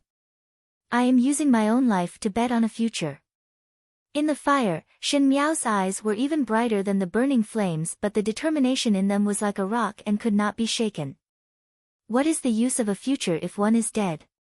Xie Jingxing said in a stern voice, it is too risky. Shin Miao laughed and looked at him as she said sarcastically, I am different from little Marquis. Little Marquis's hands and eyes are all over the heavens and one would not need to spend much effort to obtain anything. I am different. If I do not fight with my life, the outcome would be worse than death. I am not even afraid of death, so why would I be afraid of fire? She paused. You can leave. Xie Jingxing frowned as he looked at her and a look of deep thought flashed in his pair of beautiful peach blossom eyes. He was not a good person and did not want to put on a show of helping. Just now it was an accident, and now that he had recovered to his senses, he was somewhat laughing at himself for not being able to keep his composure. Thinking about this, Xie Jingxing hugged his chest and leapt onto the beam that was not on fire and said with interest, I forgot that you are an intelligent person of the Shin family and of course have the ability to escape unscathed. But this Marquis also want to see what kind of ability do you have. His purple robe actually showed some flowing gold in the firelight, and what was even more dazzling than his robe was the smile at the corner of his lips. The youth's expression was arrogant, and his features were as beautiful as a painting. When he looked at him like this, he looked like the passionate young master in the opera. However, his eyes revealed a coldness and cruelty, causing his frivolous appearance to become a bit colder. At the banquet in the eastern courtyard, after hearing that Shin Xian and wife had returned to the residence, Ren Wanyun panicked. Her heart still held on to a trace of hope and thought that it must be some mischievous servant who said that. But before she could think of any good ideas, she saw the servants outside leading a group of travel-worn people in. The leader laughed loudly from afar. "Mother, this son has returned to the capital to congratulate you on your birthday. Mother, please forgive me for coming late." Everyone's eyes looked towards that group of people. The bearded man and shrewish beautiful woman at the front were Shin Xian and Luo Shuiyan, and the youth with a warm smile behind them was Shin Qiu. If it was in the past, there would be cheers and laughter at this moment. With Ren Wanyun's ability to socialize, she would be able to coax Shin Xian and wife to be happy. But today's matter happened suddenly, and it did not happen earlier or later, but it happened when Shin Xian returned to the residence. Shin Miao was still trapped in the ancestral hall, and Ren Wanyun did not know what to do for a moment and could only stand there foolishly. Old Shin Furen was even more so. She did not have any ideas and only knew how to put on airs in the inner courtyard. Even when dealing with Shin Miao, she would use some underhanded methods. In front of so many people, she couldn't even pretend to be flustered. Chen Roqiu's heart was somewhat anxious. Even though she also wanted the second household and first household to suffer together, but now she was also at this banquet. If Shin Xian did not return today and Shin Miao died in the fire, then it would be fine as there was no evidence and they could say whatever they want. But if Shin Xian returned, he would have eyes and anyone with discerning eyes would be able to see what was going on. What should she do? Shin Qing and Shin Yu were somewhat afraid of this eldest brother-in-law of theirs. Because Shin Xian was after all a military general, he would always have a murderous and sharp aura. These delicate young ladies, would always feel fearful for no reason, and when they saw their mother's fearful look, they were even more at a loss. Shin Gui and Shin Wan looked at each other and both of their eyes were very dignified. For so many years, they had concealed it well so there were no mistakes and had never seen this eldest brother of theirs getting angry. But if something really happened to Shin Miao today, what would Shin Xian do? Just thinking about it made them shudder.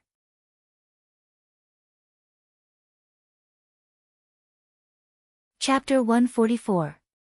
While she was pondering, Shin Xian and wife and Shin Qiu had already walked to the front of old Shin Furen's banquet. Seeing that the guests did not make a sound and only stared at them with a strange expression, Luo Shuiyan frowned and sensitively felt that something was wrong, but she did not know what was wrong. It was still Shin Qiu who looked at the table and then seriously and carefully looked around before asking in puzzlement, Zumu, why do I not see younger sister at this table? With that said, Shin Xian and Luo Shuiyan also noticed.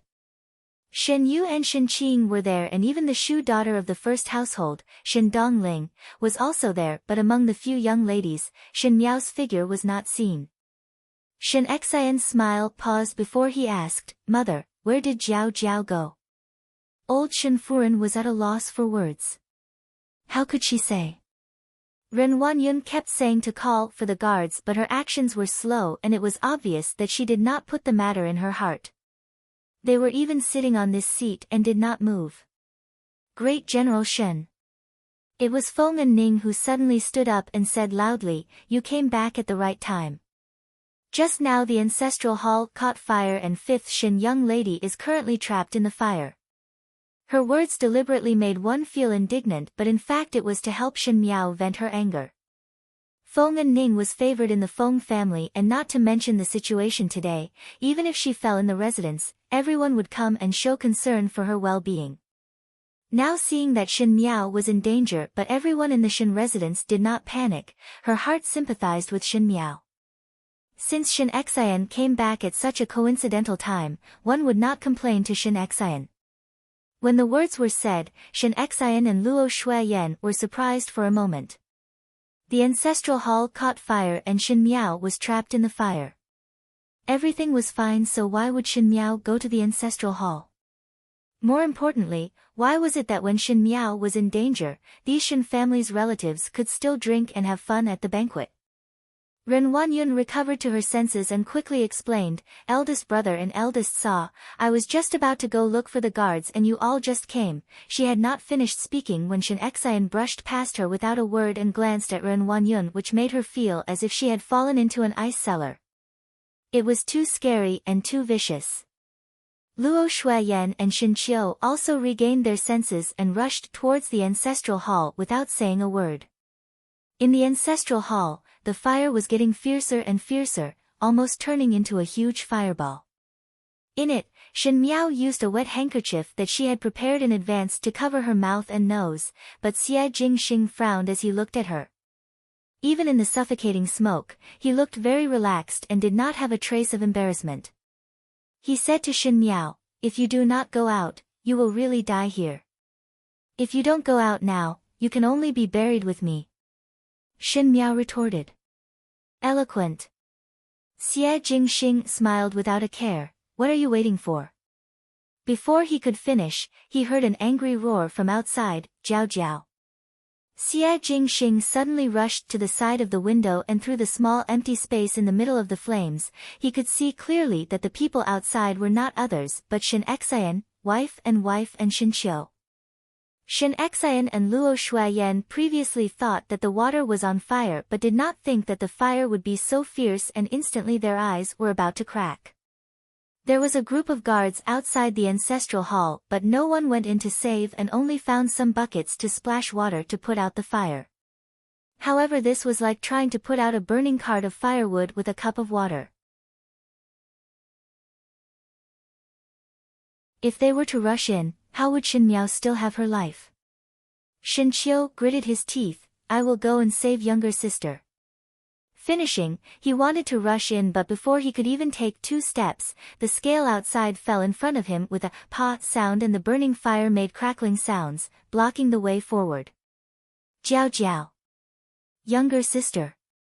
In the room, Xie Jingxing raised his eyebrows and said, "So your little name is Jiao Jiao, but it does not match the person at all."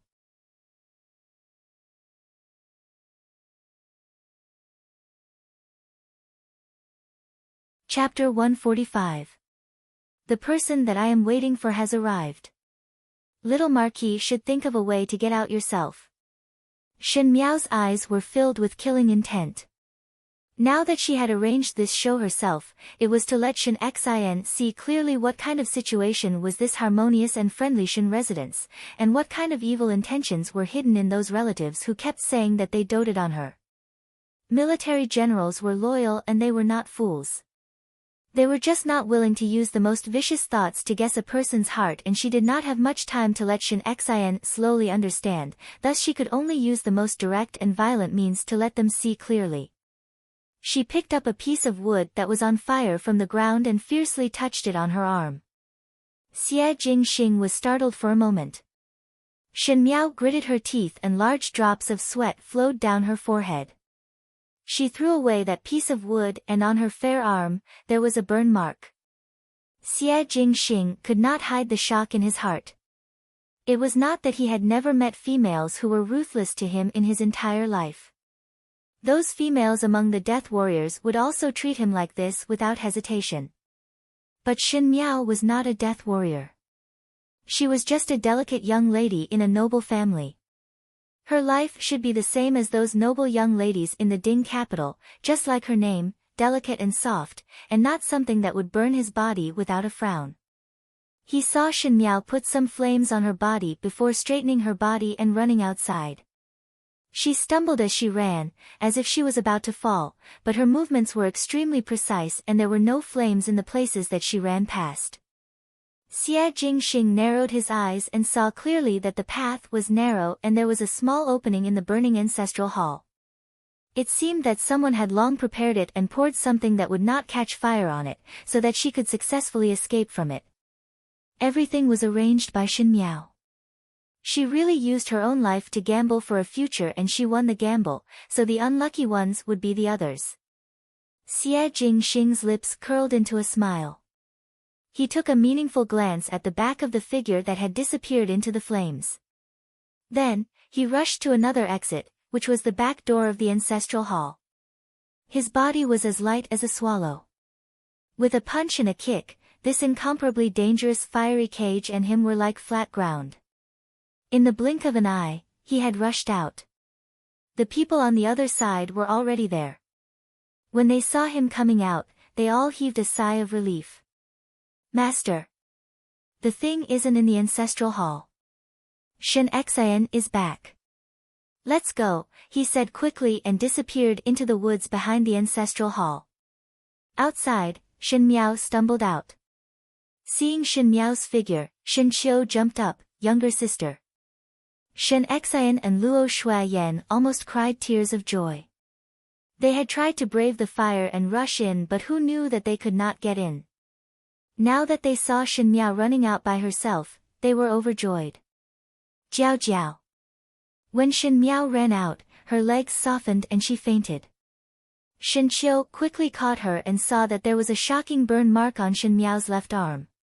Shen Qiu's eyes suddenly turned red and Shen Miao shrank in his embrace as she muttered with her eyes closed, "Let me out, I will not marry."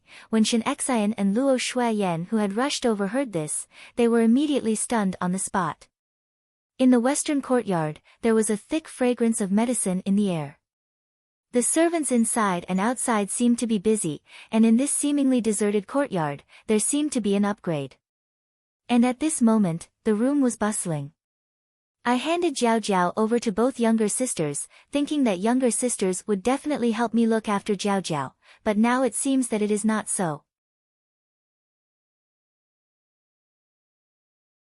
If I did not come back at the right time, one fear that Jiao Jiao would have died in this fire without anyone knowing. Luo Shuayan hugged her chest and sneered. Naturally, she was not a person that was easy to get along with, and on the battlefield, she had the nickname of Rakshas's woman. Usually she was polite to the people of the Shen residence, but that was only on account of their upbringing of Shen Miao. Who knew that today, it was as if the mask of the past had been torn off, and her heart was extremely angry, so her words were naturally merciless.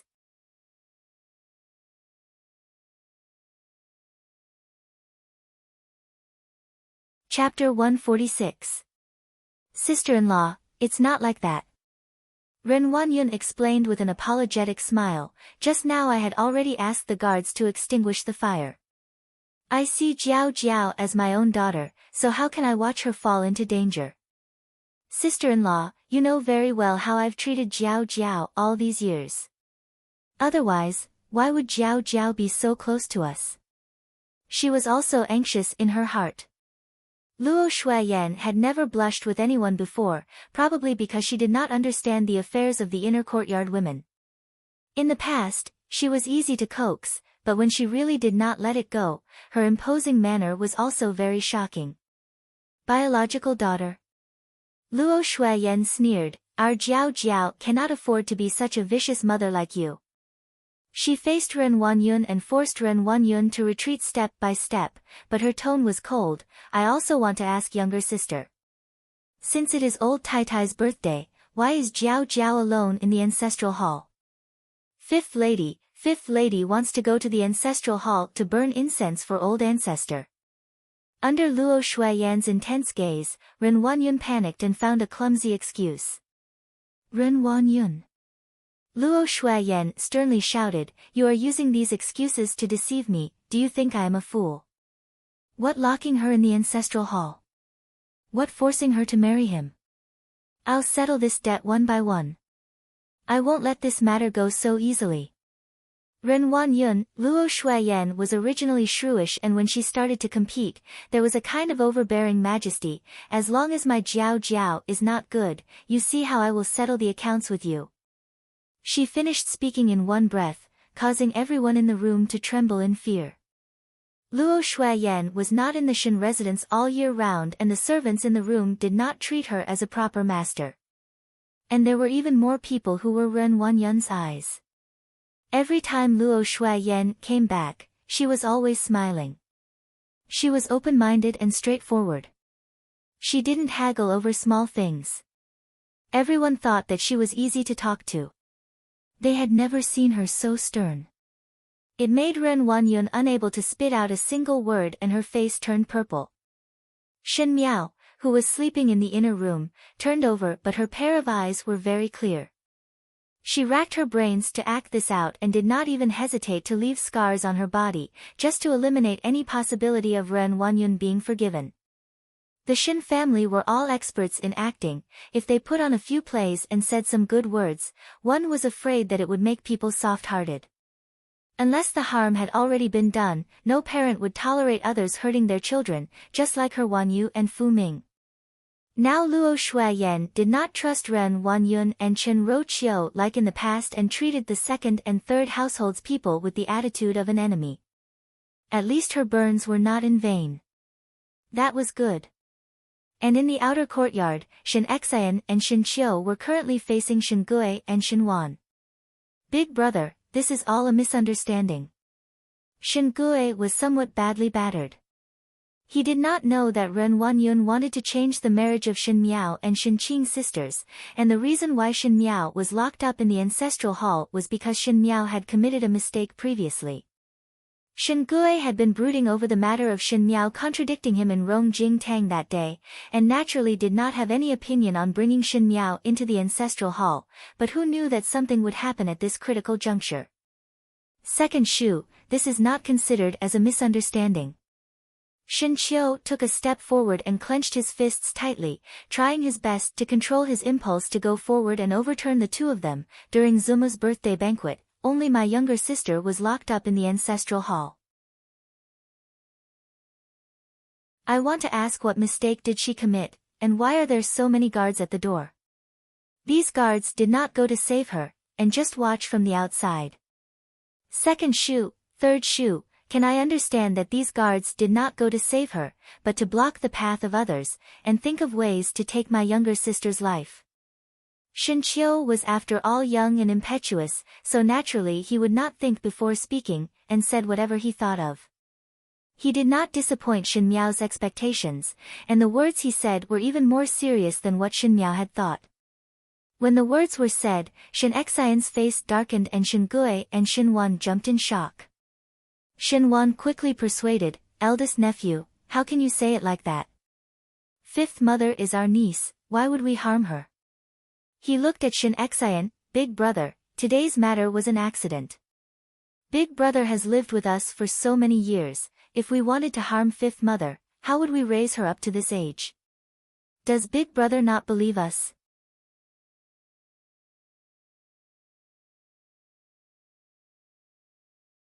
Chapter 147. Shin Wan was a scholar, and when he put on a bright and clear appearance, he was able to deceive people's hearts, as if he was the only upright and plain-spoken person in the world. But Shin Xian did not fall for this. If it was in the past, he would most likely think that this was a misunderstanding. After all, they had raised Shin Miao so well for so many years, and even Shin Miao was willing to be close to them. But after today's matter, when he looked at these people again, he only felt that under the surface of a scholarly person, there was a wolf's ambition. Thus under Shin Gui and Shin Wan's shocked gaze, Shin Xian scolded, your mother's fart. Do you think that this father is easy to deceive? I handed Jiao Jiao over to you, but you want to harm her. Lock her up in the ancestral hall and force her to marry? Shin Gui, Shin Wan, do not think that this father is not in the capital, that this father's daughter can be bullied by you. Today I, Shin Xian, will leave my words here. Wait till Jiao Jiao wakes up, then we shall see. Shin Gui and Shin Wan were dumbstruck. Even though Shin Xian was a rough military general, but for so many years, he had always restrained his rough temperament in front of them. Even though he was not as elegant as those scholars, but with one look, one knew that this Shin Xian was a hooligan in his bones. These words made Shin Gui and Shin Wan not know how to continue. In fact, Shin Xian was also angered to the extreme. Originally, when he saw his own daughter in a sea of fire, his heart was angry and in pain, but the words that Shin Miao said before she fainted became the last straw that broke the camel's back. The simpler she said it, the more it made one's imagination run wild, and even made Shin Xian guess what kind of days Shin Miao was living in the Shin residence. The more he thought, the more disgusted he looked at his two younger brothers. If it was possible, Enchanting wished he could pull out his sword and slash these two beasts. "Shut up!" An angry shout was heard from behind. Everyone turned around and saw Fuer and Sheer supporting old Shinfuren as they walked over. Old Shinfuren almost had a heart attack from anger. She cared about Face the most in her life, but today on her birthday banquet, she made a fool of herself in front of all the reputable people in the Ding capital. The guests had personally seen Enchanting and Luo Shuiyan's denouncing look and knew that one could not stay for long, so they hurriedly left. Only the banquet that was halfway through was left. Now that all the guests had left, she hurried over wanting to question them, but who knew that she would see the scene of Enchanting questioning Gui and Wan, and naturally did not hesitate to speak out. Qiu turned his head back and saw old Shinfuren. He greeted her as Zhu Mu, but his attitude was not warm. In the past when Yuan was around, old Shinfuren favored Yuan a little, and everyone said that it was because old Furen did not like to fight and kill and Yuan walked the path of a civil official, thus old Furen favored Yuan. But most children would have an intuition that Qiu instinctively did not like to be close to old Shinfuren, and later on when he came back less, he became even more distant. This time he had personally witnessed Xin Miao falling into a trap and the banquet was still able to continue. Qiu's heart did not feel good and he could not wait to stand up for his younger sister. Old Shinfuren glanced at Qiu before her eyes swept across Enchanting and finally put on airs. "Eldest Shen, you just returned to the residence, and what kind of prestige are you showing to your two younger brothers? Why, do you want to put on the airs of a general in my Shen family?" When old Shinfuren was young, even though she was a songstress and had unfilial means in the dark, she was still very gentle and virtuous on the surface and made the old general obedient. Before the old general died, he told Enchanting that Gui and Wan walked the path of a civil official and only Enchanting inherited the mantle, and to support his two younger brothers, one must make the family harmonious. When old General Shen was still alive, he had a deep father-son relationship with Enchanting, and Enchanting would always remember his words. So in these years, his respect towards old Shinfuren did not change at all.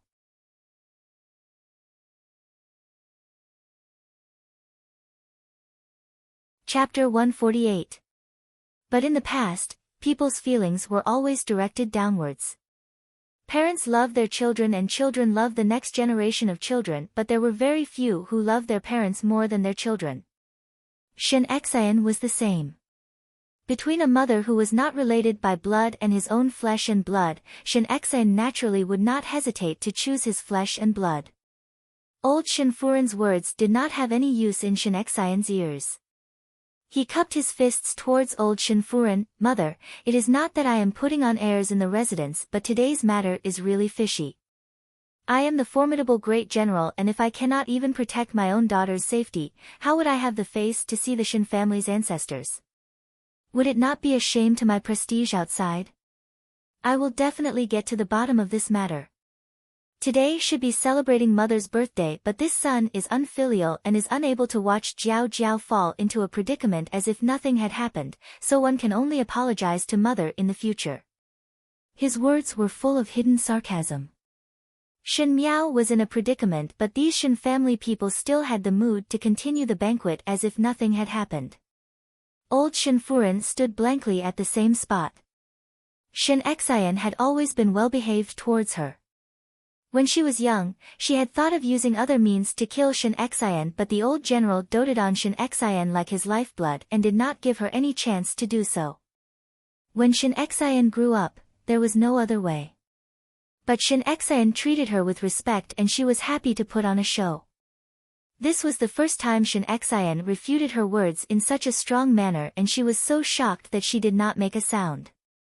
Enchanting then turned his head to look at Gui and Wan and said in a gloomy tone, "I will naturally investigate clearly what is going on in this matter.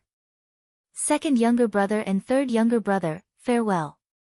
He turned and strode away, not even looking at the rest of them. Qiu quickly followed. After walking out of the eastern courtyard, Enchanting then said to Qiu, "Later give the fire rat fur cloak to your younger sister. I see that the danger in the residence is not comparable to the battlefield and your younger sister needs it more than old Tai Tai. Yes. Shinchio was overjoyed and immediately thought of something. Father, before younger sister fainted, we have to check on what marriage matters. The Northwest has never received any news about these things. Humph. Shin Xian said in a deep voice, I see that there are quite a number of demons and ghosts in the general residence. This time your younger sister almost lost her life. Find those who do not want their lives and let this old man serve them with great torture, residents of the Marquis of Linen. When Xie Jingxing returned to the room, he saw a person sitting in front of the table. That person's white robes fluttered as he gently fanned himself and smiled at him. What are you here for?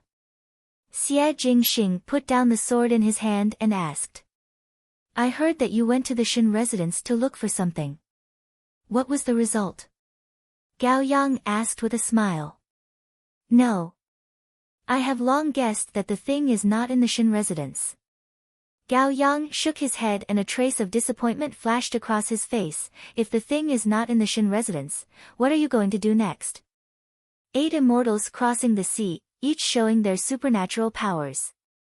Xie Jingxing sat opposite him and poured himself a cup of tea. What else can it be? But with Shin Xian's return to the capital this time, there might be new turbulence in Mingqi. Gao Yang looked at him and the fan in his hand slightly paused. At this time, will the Fu family? He placed his hand on his neck and made a gesture of silencing someone. The Shin family's merits are too high to cover the lords, adding oil to the fire.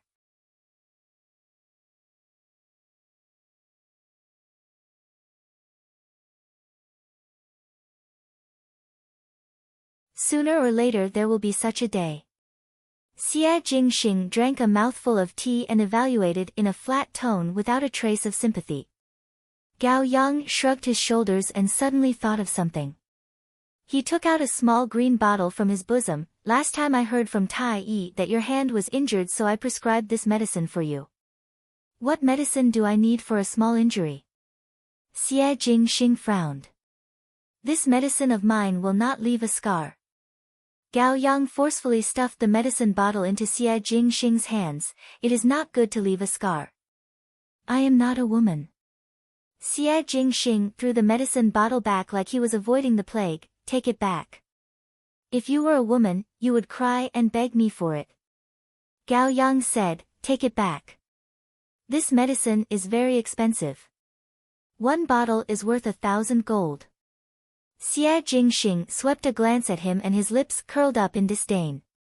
But suddenly he thought of the sea of fire and the scene of the young female burning the tablet on her hand without hesitation. Afraid of leaving a scar? That might not be the case. After muttering to himself for a moment, he reached out and kept the medicine bottle back into his bosom.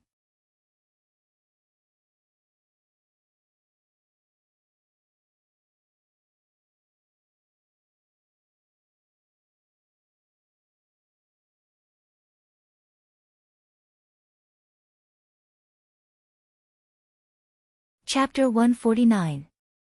Following Shin Xian's victorious return to the court, there was a huge uproar in the Ding capital. The first to bear the brunt was naturally praising Shin Xian's bravery and martial prowess as he was victorious in hundreds of battles.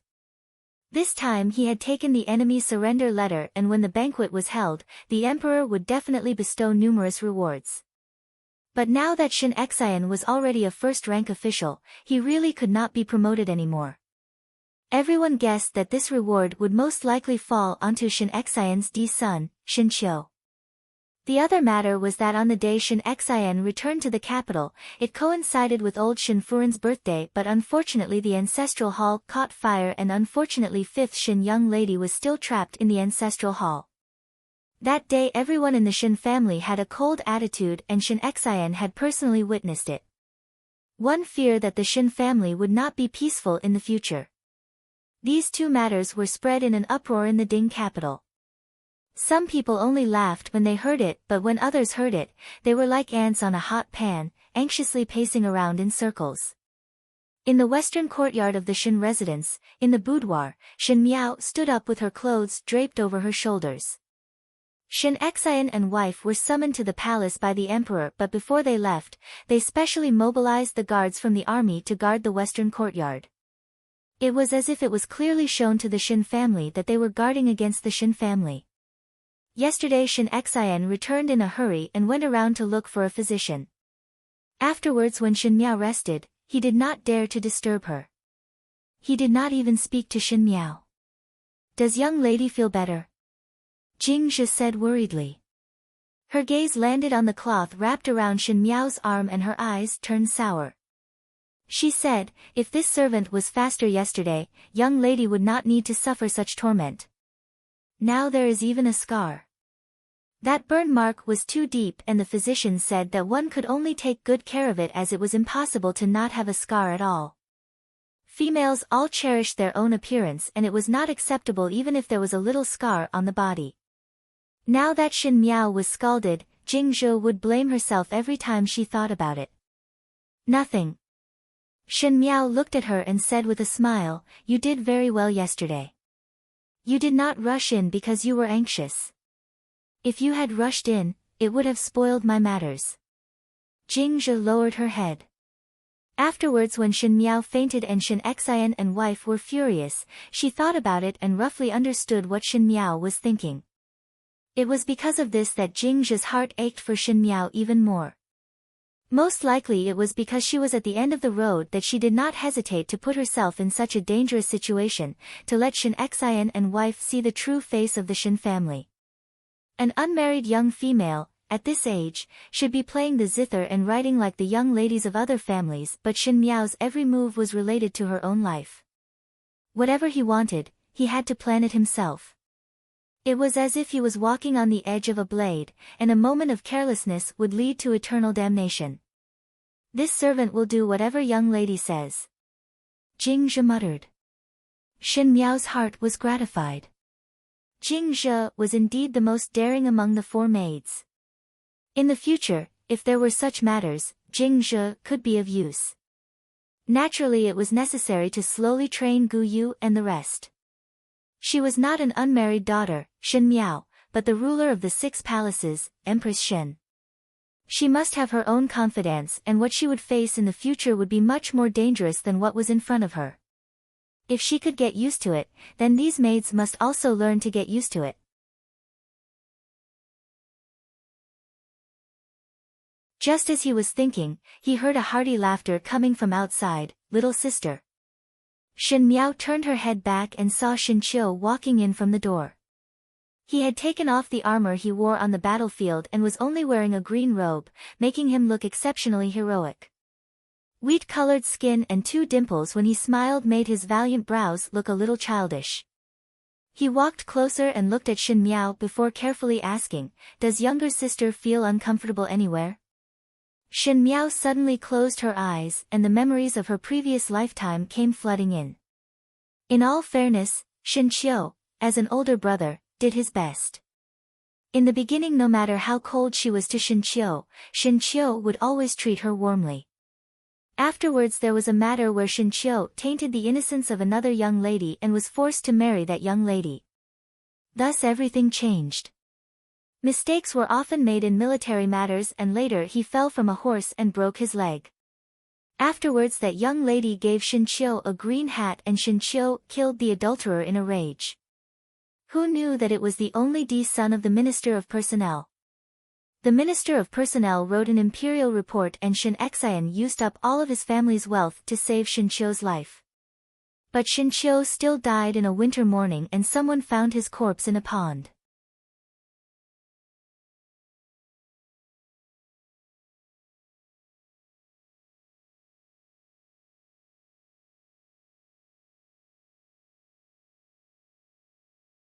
Chapter 150. At that time, Shin Miao was already married to Fu Xiuyi and it was the crucial time for the fight for the throne. When she heard the grievous news, she rushed back to the residence and saw Shin Qiu's deformed and swollen body. Even if she was not close to Shin Qiu, but after all they had the same blood flowing in them. She was in pain because of this and fell seriously ill, but Fu Xiuyi let Shin Xian go out to battle at that time.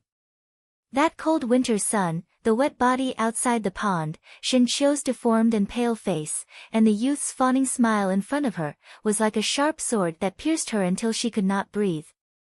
Shin Miao suddenly bent down and clutched her chest as she gasped for air. Younger sister. Shinchio jumped in shock and helped her up before shouting outside, "Go and call a physician. Quickly. Younger sister's body is not well." A hand grabbed Shinchio's arm and he turned his head back to see Shin Miao grabbing his hand as she stood up and said, "No need. It is just that I am a little weak. Younger sister's body is still not well. It is better to call a physician over to take a look." Shinchio shook his head and his tone was filled with concern. "I am fine." Shin Miao said to the hesitating Jingzhe, "All of you can withdraw."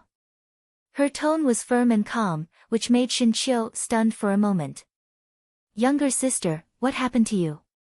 Shinchio asked. When the words came out, he was somewhat vexed that his words were too heavy. He usually faced those iron-blooded men in the army and had forgotten to be gentle towards young ladies. Thus he slowed down his voice and said, "Father and mother were frightened when they saw you trapped in the fire yesterday. Younger sister, why are you in the ancestral hall? Are you locked up?" Shin Miao however shook her head and looked at him with a smile. 1 year of not seeing, is eldest brother well?" "Ah." Shinchio was a simple-minded person and scratched his head when he heard that. "I am still all right. The army is like that and have made a few small contributions. Wait for His Majesty to bestow the rewards, then younger sister can pick what you like." After saying that, he seemed to have thought of something and happily said, "Oh right, father had hunted a fire rat and skinned it to make a cloak. Later I will get the servants to bring it over for you. That cloak is impervious to swords and spears, water and fire. If you had that cloak, you wouldn't have been burned yesterday." Before the words were finished, Shinchio froze. Shin Miao went forward and wrapped her hands around Shinchio's arms and rested her head on his chest. Even if they were biological siblings, they were not children after all. Shinchio felt a little awkward for a moment, but also a little happy.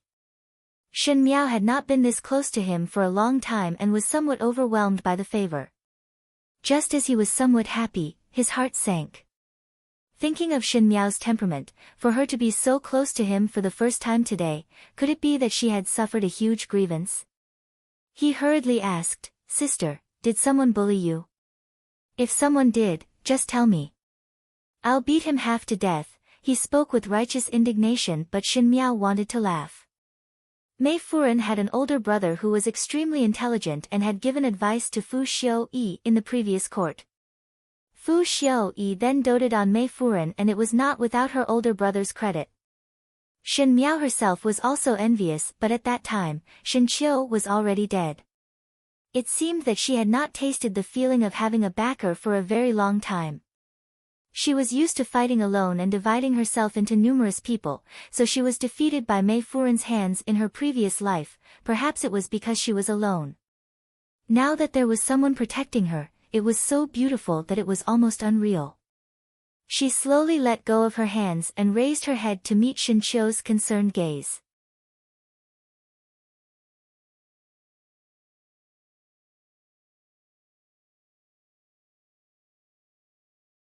Younger sister.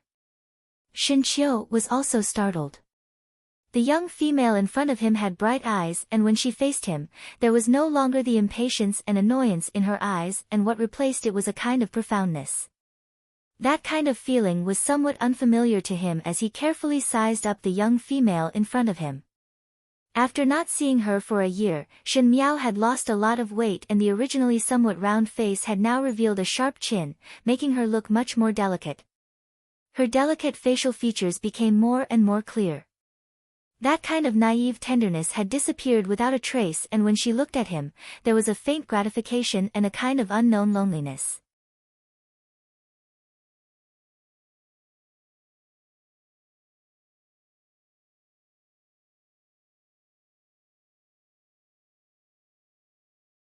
Chapter 151.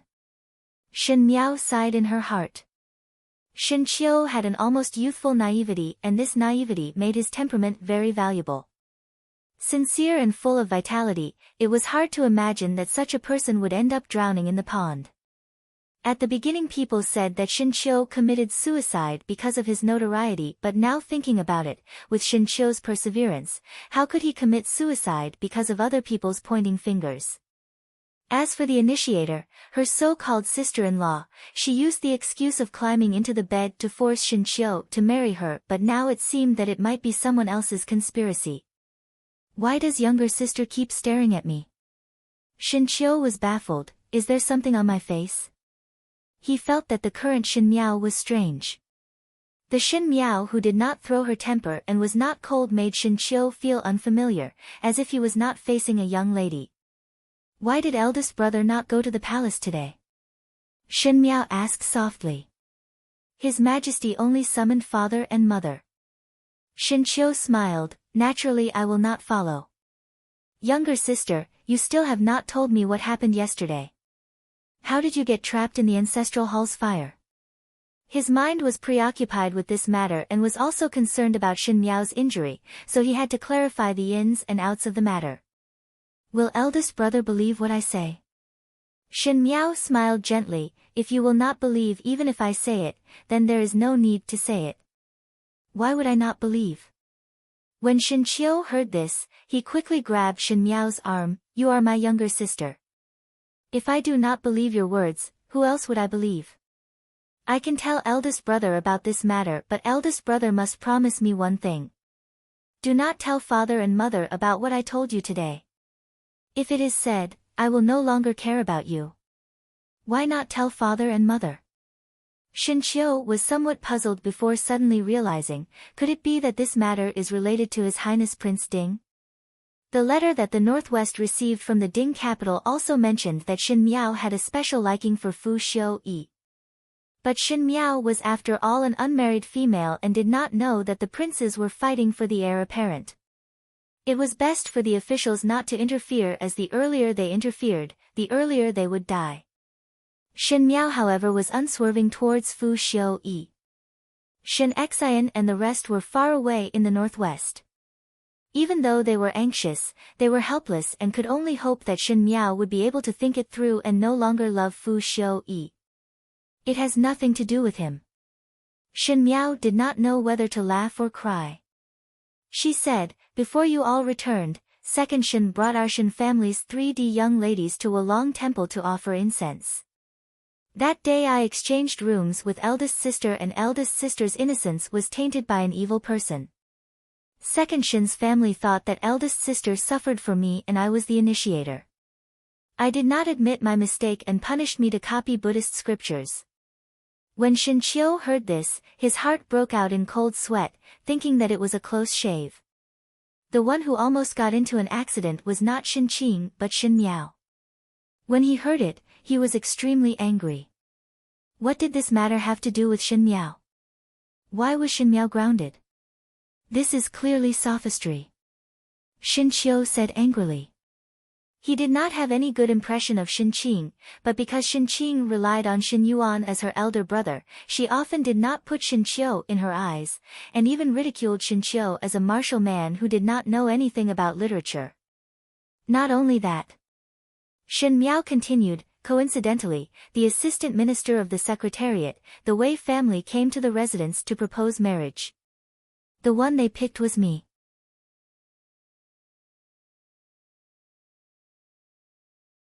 The Huang family of the junior residence supervisor also came to propose and picked eldest sister. Shinchio was stunned. Propose marriage?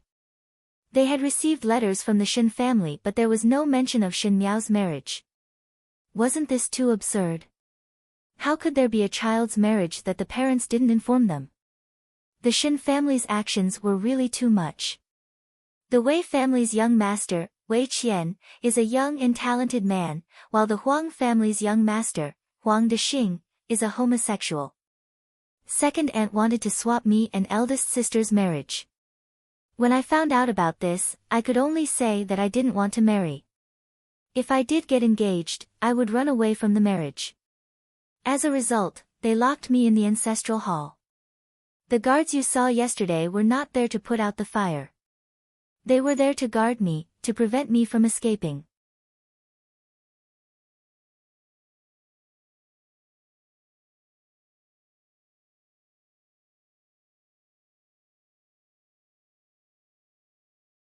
Chapter 152.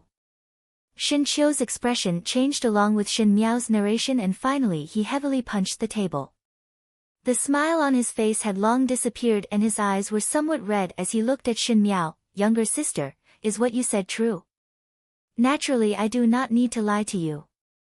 Shin Miao said, even that big fire came inexplicably and I suspect. She smiled gently, after all if I die, it would be more justifiable for eldest sister to remarry.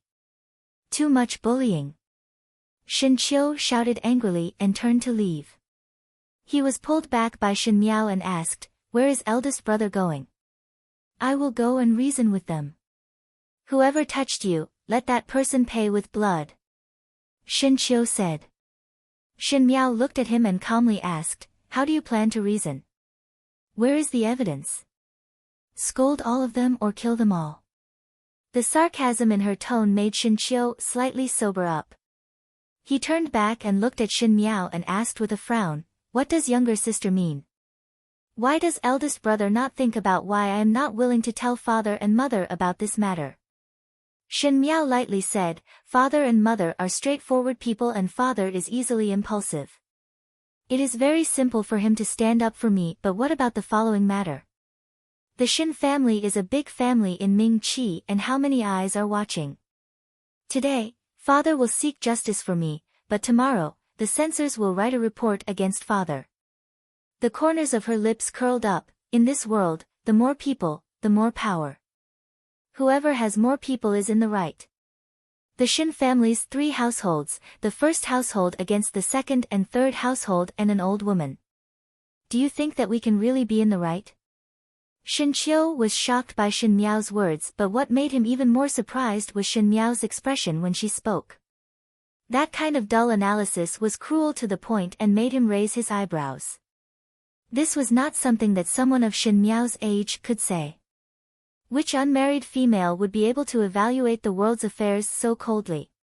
He hesitated for a moment. Younger sister, Shin Miao took one look and knew what Shin Qiu was thinking in his heart. Shin Qiu was too straightforward, and it should be said that the entire first household of the Shin family was too straightforward, and in this difficult world, good people would not have a good ending. She said, eldest brother wants to ask why I have become like this now. Shin Miao's eyes hung down, because I came over like this. After experiencing so many things, no one can remain the same. Big brother, I'm not who I used to be, and you're not who you used to be. Now, I only have one question. After listening to me, do you hate them? Shin Qiu was startled for a moment and looked at Shin Miao before slowly gritting his teeth. Hate. Why do you hate me? Because. How could they treat you like this? Shin Miao shook her head, that's not what you should hate. Shin Qiu was flabbergasted. He suddenly discovered that his younger sister's words made him more and more unable to understand, but faintly, he felt that what Shin Miao said was very reasonable. What you should hate is that we have given our sincerity and treated each other with sincerity, but what we got in return is a false friendship that is even worse than that of an enemy. For their own sake, they can take our lives. This isn't family. For strangers to harm us like this has long since become a blood feud. Between family members, it's even more sinful. Shin Miao looked at Shin Qiu and sighed in her heart. If it was possible, she even hoped that she could protect the youth in front of her well, and let him only know how to gallop on the battlefield for the rest of his life, and be a hero that was revered by the people. But she was really afraid. Afraid that one day, the scene by the pond would repeat itself. She could only build a wall in Shin Qiu's heart now.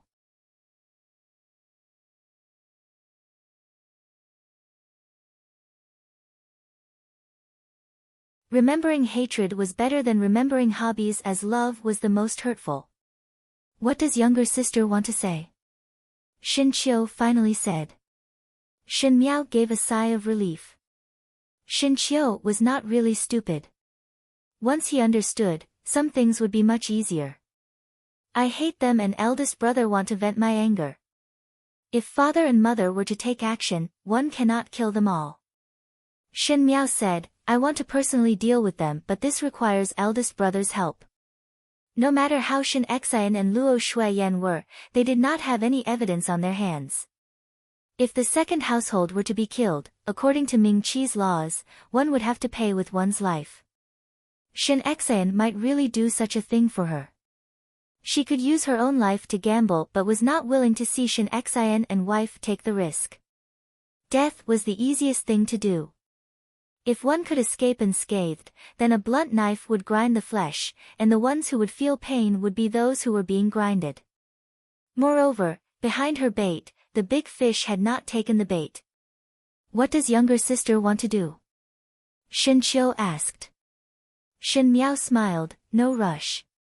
There is plenty of time. Let us slowly.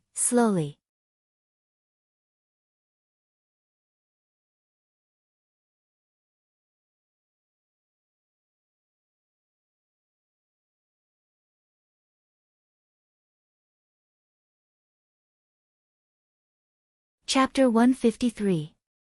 Shen Qiu and Shen Miao, this pair of siblings, had not talked for a long time like today. The guards outside the western courtyard were specially found by Shen Qiu and guarded outside so that others would not be able to enter. 2 hours was neither long nor short, as it was Shen Miao who was listening to Shen Qiu's words. Most likely Shen Qiu wanted to make Shen Miao happy and talked about some interesting things in the army and even indirectly inquired about what Shen Miao had experienced in this 1 year, but it was all avoided by Shen Miao. There were some things that it was not the time to talk about. Moreover, the current Shen family had not reached the point where they would frame the first household like in the previous lifetime, and it would be hard to believe even if it was said.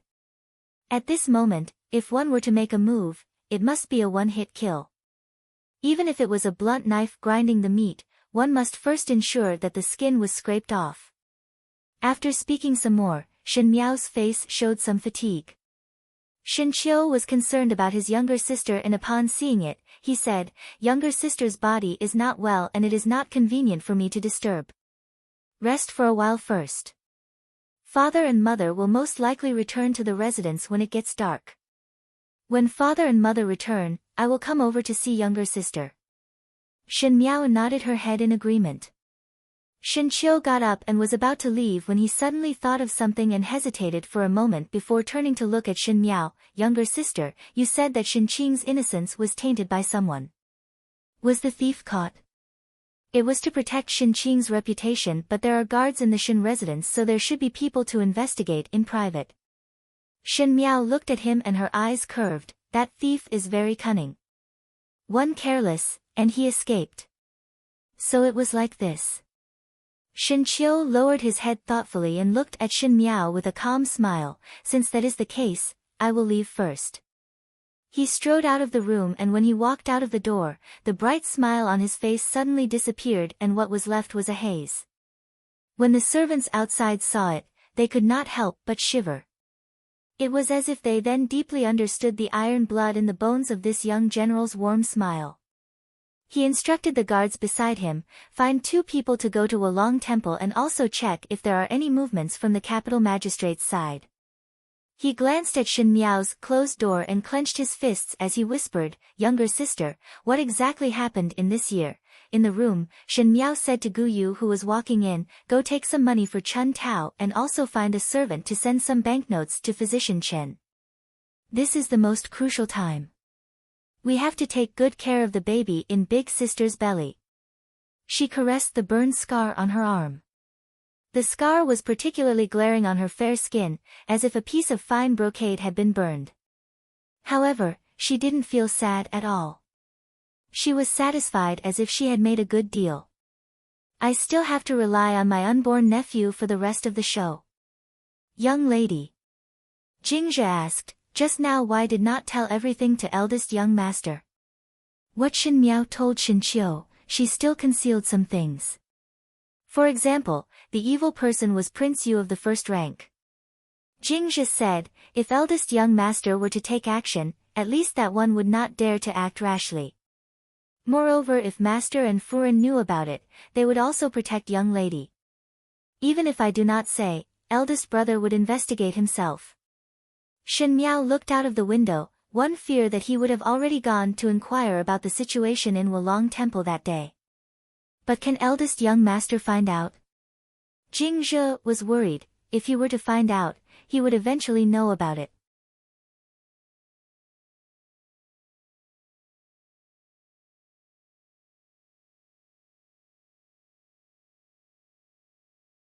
What is the use of young lady hiding it? Prince Yu's way of doing things is watertight. If I did not guess wrongly, the monks in Wulong Temple had been changed inside and out. Not to mention eldest brother, even if it was father, one would not be able to find any traces. Heavens! Jing Zhe covered her mouth. Does that mean that this matter would not come to light for a lifetime? The evil intentions of the second household of the Shen family and the shamelessness of Prince Yu. One thought that after Shen Xian and wife returned, they would be able to stand up for Shen Miao, but at this moment Shen Miao's words almost meant that everything that happened in Wulong Temple that day had been buried deeply and no one knew the truth.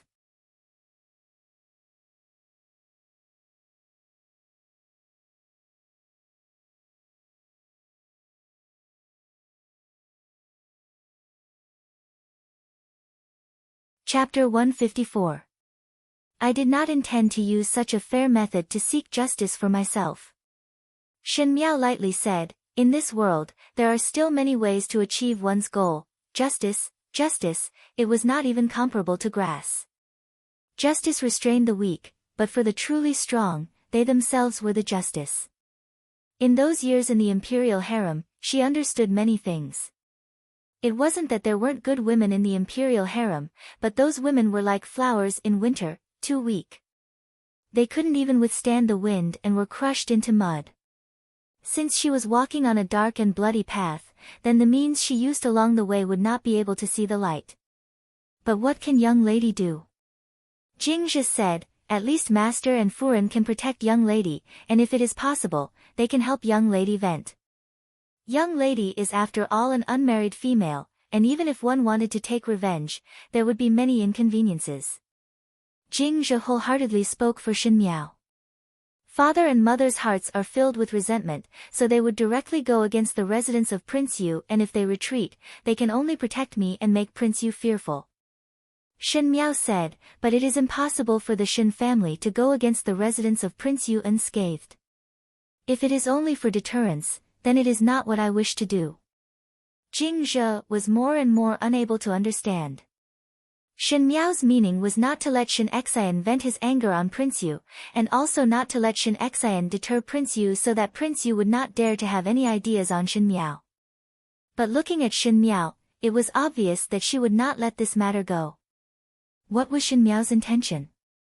Shen Miao smiled gently, if one offends me, I will exterminate the entire family.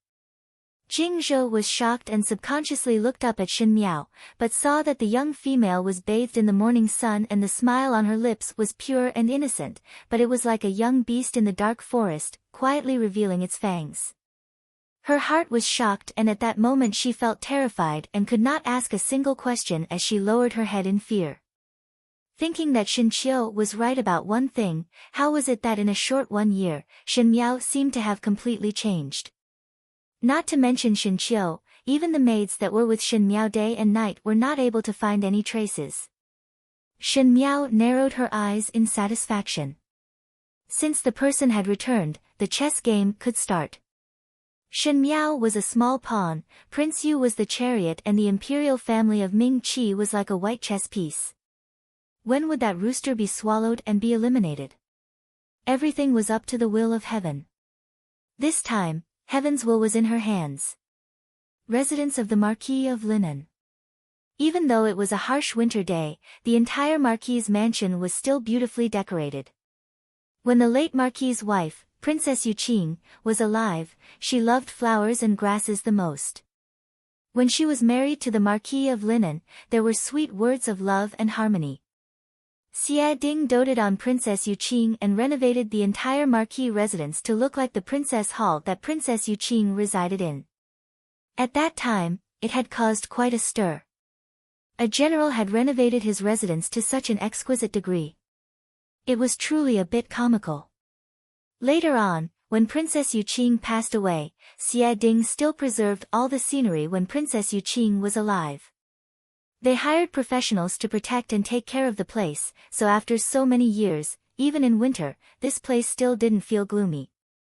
However, although the scenery was prosperous, it was not the scenery but the people who were depressed. Things remain the same, but people have changed. This was an irresistible problem on the road of life.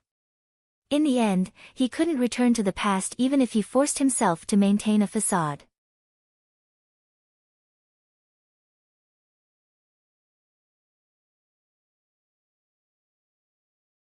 Xie Changwu and Xie Changchao were practicing their spears in the courtyard. Ever since the academy examinations, both of them rarely left the residence. Firstly, it was because that day when Xie Jingxing challenged both of them alone, it made them lose all their face and they really did not have the face to go out. Secondly, it was because their injuries were not completely healed and they were unable to exercise. Speaking of which, Xie Jingxing seemed to be playing it down that day, but in actual fact, his attacks were extremely heavy. It would take 100 days for one's muscles and bones to recover, and even after recuperating for a few months, they would still feel some pain. Madame Fang was extremely distressed but did not dare to say anything to Xie Ding. Even so, Xie Ding still scolded both of them.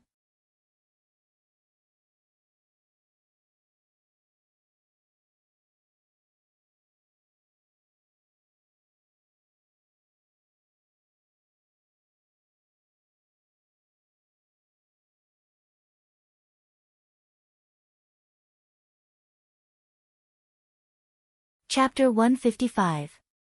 Thinking of this, the two brothers gritted their teeth in hatred. Xie Changchao swung his arm. That day when Xie Jingxing stepped on his shoulder, there was still a dull pain. He said, "Second older brother, one heard that Shen Xian and wife entered the palace today. This time they have achieved military merits, one fear that His Majesty will reward Shen Qiu." The Shen and Xie families were in deep discord. Xie Changwu and Xie Changchao did not view Shen Qiu as a thorn in their eyes because of the Shen and Xie families' political stance. In fact, they viewed all the youths in the capital as their opponents. And Shen Qiu was undoubtedly the most outstanding among those youths. Even though Xie Jingxing was also outstanding, Xie Jingxing did not become an official, and with Xie Ding's protection, they could do nothing even if they wanted to. But Shen Qiu was different. If Xie Changwu and Xie Changchao were to become an official, one feared that everyone would compare the two brothers with the D sons of the first household of the Shen family. And what Xie Changwu and Xie Changchao hated the most was to be inferior to others. "What are you afraid of?" Xie Changwu said in disdain, "Only a martial artist who only knows how to fight and kill, and does not know anything about the matters of the court. In the Shen family, other than Shen Xian's military merits, what can Shen Xian do?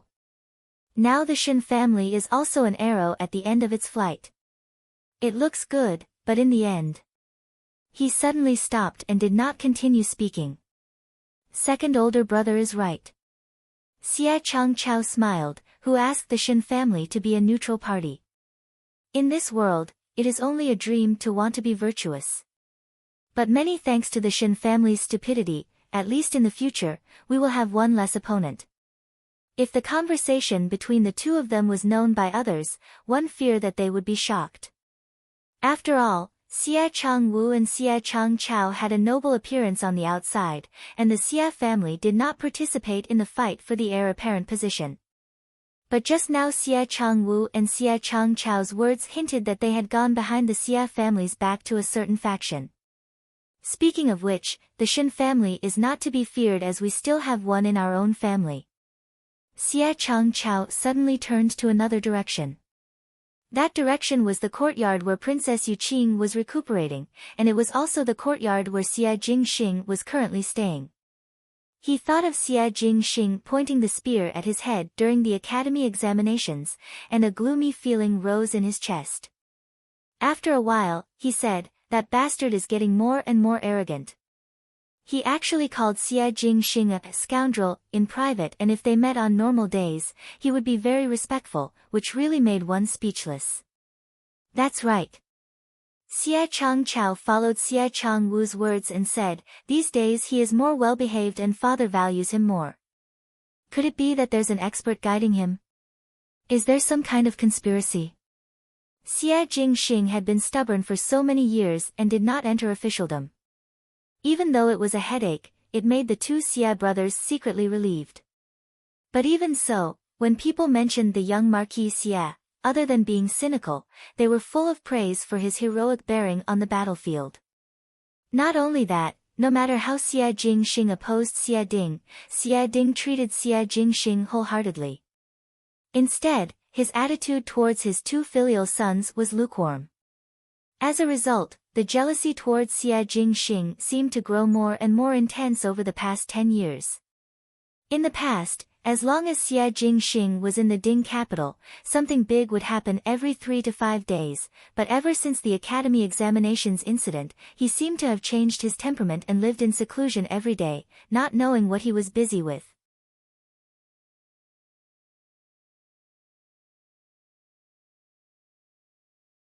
But this kind of uncharacteristic quietness made Xie Ding very gratified, and even felt that Xie Jingxing had finally put away his stubbornness and was going to do serious things. Because of this, Xie Changchao and Xie Changwu were even more nervous. Who cares what expert guide him? Xie Changwu sneered, there will be a day when he will be stepped on by my feet. At the beginning that woman was a princess and did not end up well, much less a son.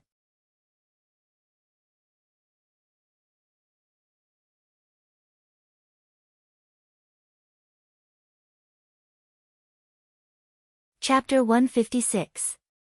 In short, it is better to build a close relationship with His Highness Prince Ding during the returning banquet. Xie Changchao said before raising his spear and fiercely pierced it into the haystack in front of him. And at this time the main character of the two people's discussion was sitting at the table in the room. The courtyard where Princess Yuqing was recuperating was filled with flowers and plants, and some trees were still lush even in winter. In front of Xie Jingxing's room, the branches and leaves of the trees almost blocked the entire window. Even if it was daytime, the room always looked gloomy. However, amidst the gloomy atmosphere, the young man's eyes were as bright as the sun. The guard in front of him handed him a letter.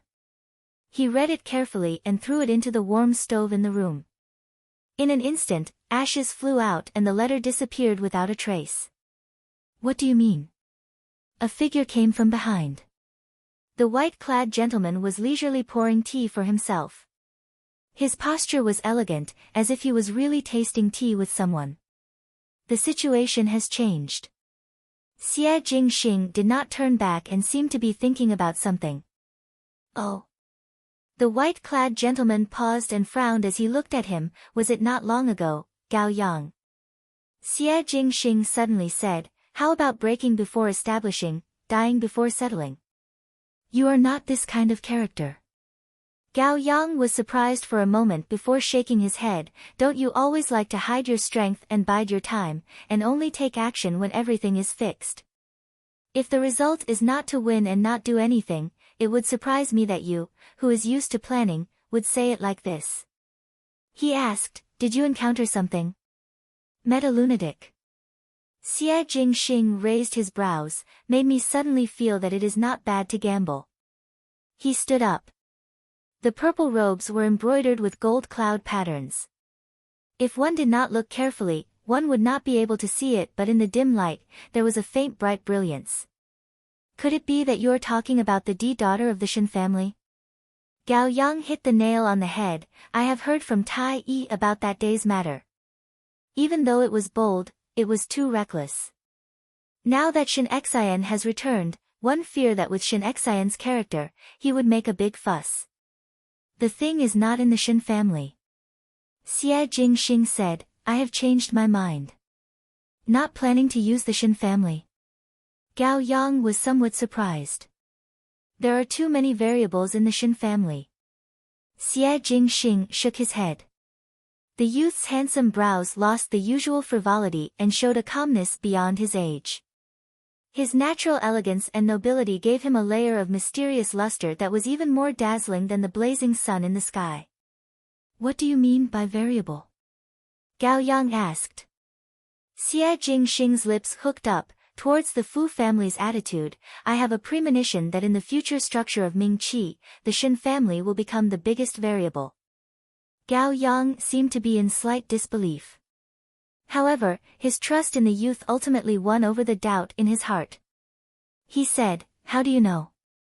On what basis did the Shen family become a variable?" Shen Qiu. Shen Xen. Even if there is a problem within the Shen family, it does not represent the entire Shen family's attitude. There is a smart person in the Shen family. Xie Jingxing said lazily, but fate is too cruel. What is the use of struggling? He said, in short, there is a change in the plan. Change the method. You can't be thinking. Gao Yang was moved. For so many years, I have endured for too long. Xie Jingxing said, because of concerns, one could endure, but now. He smiled. It was as if the dark clouds had suddenly retreated and the sunlight poured into the room. In a moment, the beautiful scenery lost its color and there was no light.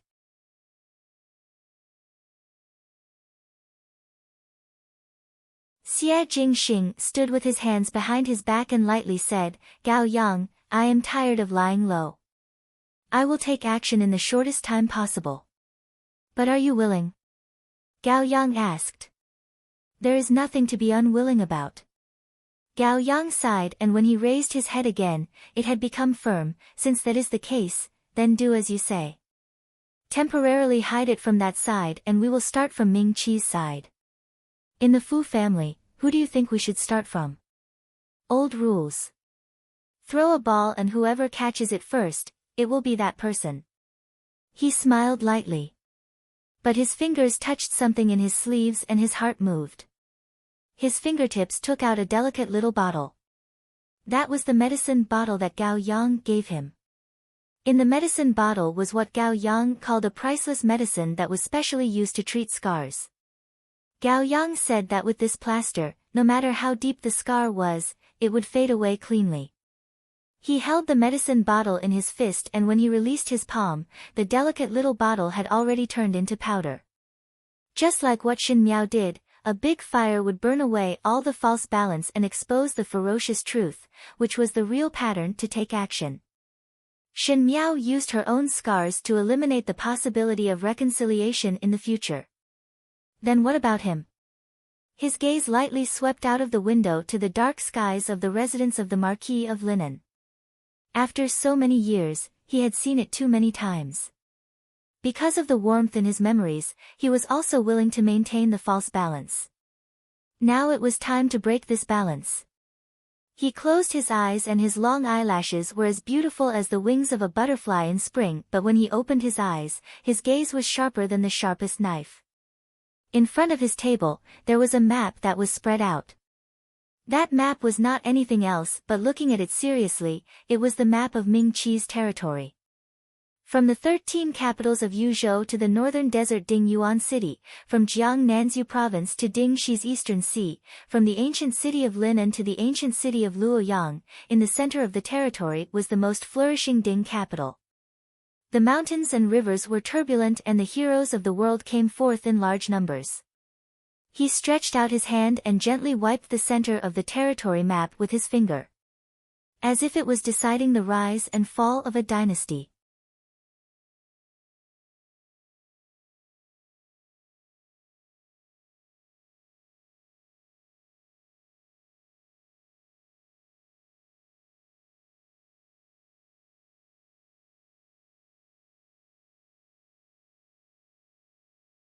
Chapter 157.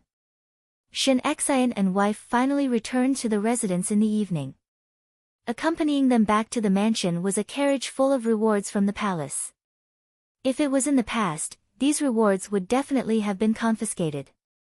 But today, Luo Shuiyan had the servants carry the chests directly into the west courtyard. The rewards from the palace were either rich or expensive. The servants in the eastern courtyard could only watch as the boxes passed by their courtyard, and from time to time, there were sounds of things breaking in Rongjing Tang. It was obvious that old Shen Furen, who had taken advantage of the situation, was furious and was throwing a tantrum for others to see.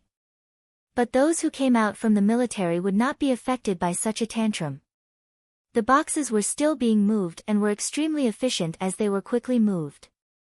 Shen Miao was sitting at the table reading. She was reading about Ming Qi's politics and laws. Previously, when Gu Yu and the rest found her poems and songs, she just threw them to one side and did not even take a look. She only heard a hearty laughter coming from outside the door, jiao jiao. Shen Miao turned her head and saw Shen Xian striding in from the door with Luo Shuayan following behind. Most likely they had just returned to the residence and rushed over, as they did not even change their clothes. Shen Qiu walked at the back and made a face at her. Shen Miao stood up and bowed to them, father, mother, eldest brother. Her gentle appearance made Shen Xian and wife startled for a moment. Shen Miao was not close to them, and in the past when she came back, she would leave after saying a few words and was extremely impatient. This kind of amiable appearance had not been seen for a long time. However, in that gentleness, there seemed to be a trace of alienation. This kind of alienation was very slight, but as parents, Shen Xian and Luo Shuayan were still sensitive to it. Shen Miao sighed slightly in her heart.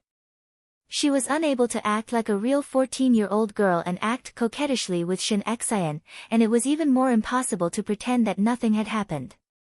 In the previous life, she was the one who dragged down the Shen family, and when facing Shen Xian and Luo Shuayan, there was only a strong sense of guilt in her heart. Luo Shuayan's heart only paused for a moment, and her concern for her daughter quickly overshadowed that bit of doubt. She took a few steps forward and grabbed Shen Miao's hand and asked anxiously, "How is Jiao Jiao's body? Do you feel that anything is wrong?" "I'm fine," Shen Miao replied with a smile. "Jiao Jiao, father obtained several large chests of treasures from the palace today. When your body is better, tomorrow morning you can go and pick what you like. Those jewelry and hairpins, one heard that they are the first in the Ding capital." Shen Xian's words were somewhat flattering. Such a big and burly man carefully trying to please his daughter made one feel that it was somewhat comical. Shen Miao smiled faintly, "Thank you, father, but this is not urgent. Just lock those treasures in the storeroom of our courtyard. After a long time, when I think of the day that I am interested, I will go pick them out." As soon as he said this, the expressions of the people in the room changed. In the past, at this time, when Shen Xian carried the chests back, naturally he would let Shen Miao choose first and the rest would be sent to the public. He had always doted on his daughter like this, and no one refuted his words because these rewards were obtained by Shen Xian with real swords and spears. But if it was in the past, Shen Miao would definitely not pick first and would let Shen Yu and Shen Qing finish picking first. After the second and third household picked, she would then start to pick. Naturally, it was because she was close to the second and third household that she would do so.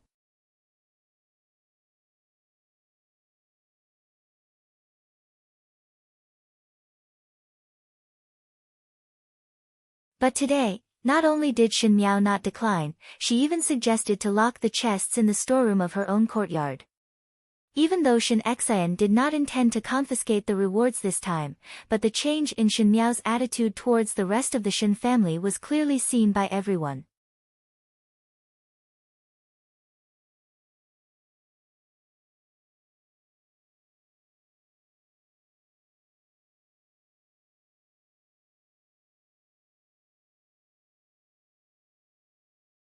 Chapter 158. Even if they did not understand the matters of the inner courtyard, they could see that something was wrong with Shen Miao. Shen Qiu opened his mouth, but Luo Shuayan held Shen Miao's hands and softly said, "Jiao Jiao, tell mother what happened. Father and mother are back and no one would dare to bully you in the future." "No one dares to bully me." Shen Miao smiled, "Nothing happened to me." "What exactly happened on that day when the ancestral hall caught fire?" Shin Xian asked in a deep voice, "Why did you stay in the ancestral hall alone?" Both husband and wife entered the palace early in the morning to meet the emperor and only left people to investigate in secret, but there was no time to investigate the strangeness. "I made a mistake and was locked in the ancestral hall." "Who knew that the ancestral hall suddenly caught fire?" she said awkwardly. When Shin Qiu, who was behind, saw this, he wanted to say something but stopped. He knew what was going on, but Shin Miao repeatedly told him not to tell the matter to Shin Xian and wife. Even though he wanted to tell his father and mother the truth, Shin Miao said that if Shin Qiu did not keep the secret, she would no longer care about Shin Qiu, so he dispelled this idea. Shin Xian indeed asked Shin Miao, "What mistake did you make? Even if it was a big mistake, you should not be locked in the ancestral hall alone." "Oh." Shin Miao played it down, "I contradicted second Shu in front of Zhu Mu and others." "What?" Luo Shuiyan's eyebrows were raised, but she did not reprimand Shin Miao but said, "Number 2 is really getting older and older." A grown man arguing with a young female. "Do you not have any face?" Gu Yu and Jing Zhe, who were serving in the room, twitched their lips. The first household of the Shin family were the most protective, and it was indeed not nonsense. Even if Shin Miao hit Shin Gui, one feared that Shin Xian and wife would blame Shin Gui for making Shin Miao's hands sore. "Younger sister, why did you contradict second Shu?" Shin Qiu could not help but ask. "Most likely it is because I am not willing to marry," Shin Miao said. "Marry?" Luo Shuiyan and Shin Xian exclaimed at the same time. Luo Shuiyan looked at Shin Miao and asked anxiously, "Marry what person? How come your father and I do not know?" Shin Miao lowered her head. "The assistant minister of the legislative bureau's Wei family proposed marriage for their son, Wei Qian, and even exchanged the Gung invitation, but I am not willing to marry, so I contradicted in public." Wei Qian. Shin Xian pondered for a moment. The Wei family is a large family and the son of the Wei family seems to be a young outstanding talent. If one were to talk about it, it would be similar to Jiao Jiao. He was actually seriously looking at this marriage again. Shin Xian had been an official for so many years, and even though he was not in the Ding capital, he had a good understanding of his colleagues in the officialdom. If the Wei family was some prodigal son, he would naturally be able to tell at a glance, but Wei Qian was a rare son-in-law. Shin Xian thought of other things for a moment. "What are you thinking about?" Luo Shuiyan roared, "He is the heavenly king, even if he is the emperor, Jiao Jiao can't refuse." Luo Shuiyan's words were shocking. She was a valiant female born from a military family in the northwest, and her marriage with Shin Xian was fought for by herself. Thus Luo Shuiyan could not bear to see all the arranged matchmaking words of parents. She said, "Moreover, both of us do not know about this matter, so who knows what kind of intentions they have." Ever since she saw Shin Miao trapped in the sea of fire and Ren Wanyun and the rest were calm and composed, Luo Shuiyan was filled with disgust towards the rest of the Shin family, and her previous good impression was swept away. Shin Xian also frowned.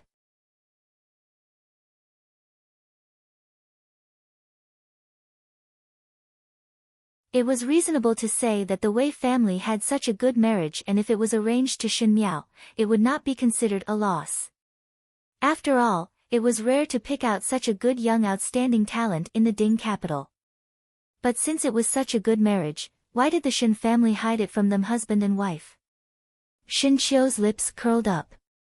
He knew what was going on and was also somewhat resentful that Shin Miao did not tell the rest of the Shin family about the idea of exchanging the marriage. However, he could only remain silent. He did not know why, but every time Shin Miao's gaze swept over to him, there was a kind of deterrent force. Shin Qiu himself was not willing to believe that he, who was invincible in the battlefield, would actually be afraid of his own younger sister.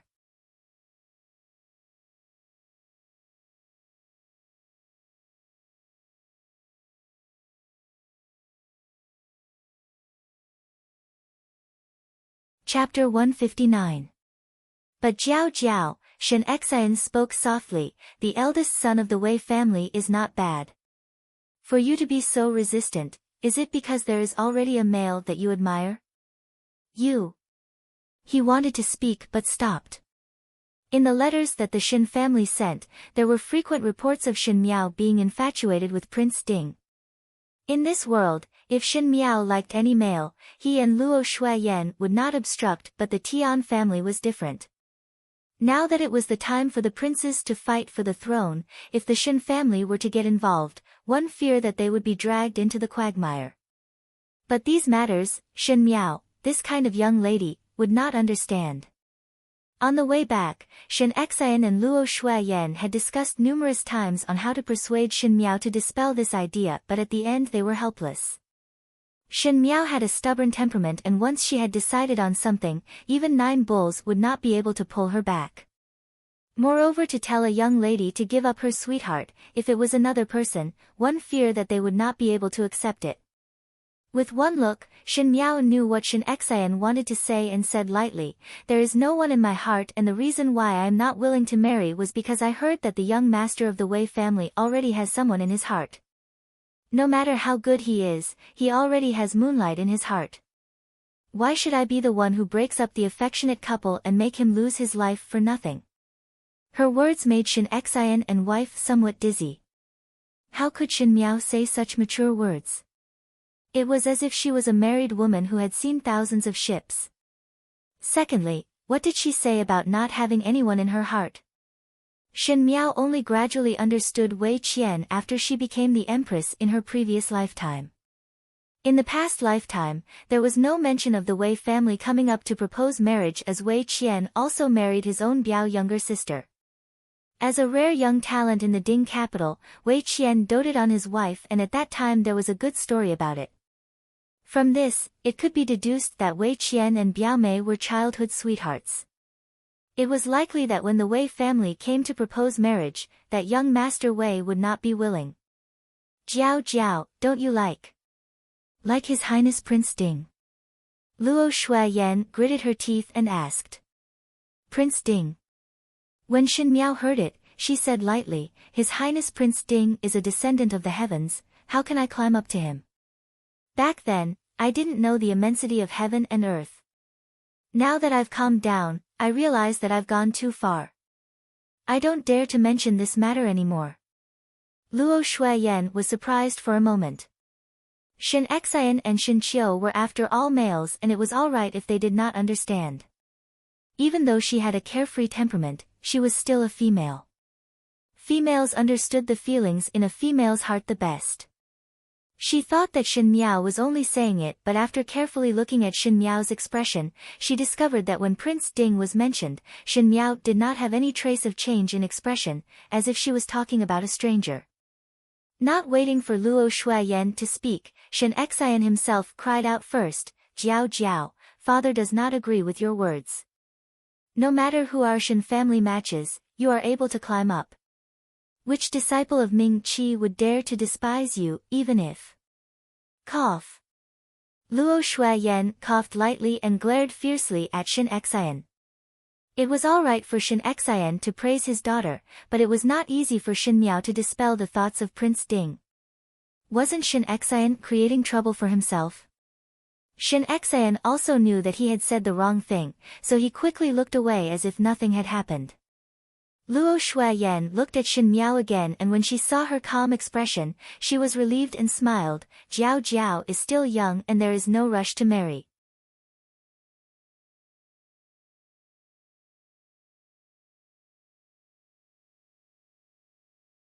There are so many good males in Ming Qi and our Jiao Jiao is outstanding, so would there be any fear of not being able to find a good husband? Rest assured, our Jiao Jiao's husband would definitely be an indomitable hero." Shin Miao's eyes drooped down as she smiled and did not say anything. Her fantasies of the person beside her had long been wiped clean after being disheartened time and time again in the inner palace in her previous life. In this lifetime, she had long decided not to marry, but these words could not be known by Shin Xian and wife. Ordinary females would always be a little shy when they heard about their own marriage. Moreover, in the eyes of the husband and wife, Shin Miao was not a cold and hard person. But after Luo Shuiyan's words, they did not see any reaction from Shen Miao, and both of them could not help but feel somewhat depressed. Even though Shen Miao was not close to them in the past, they still understood Shen Miao's temperament. Now that she returned, Shen Miao had become more and more unfamiliar.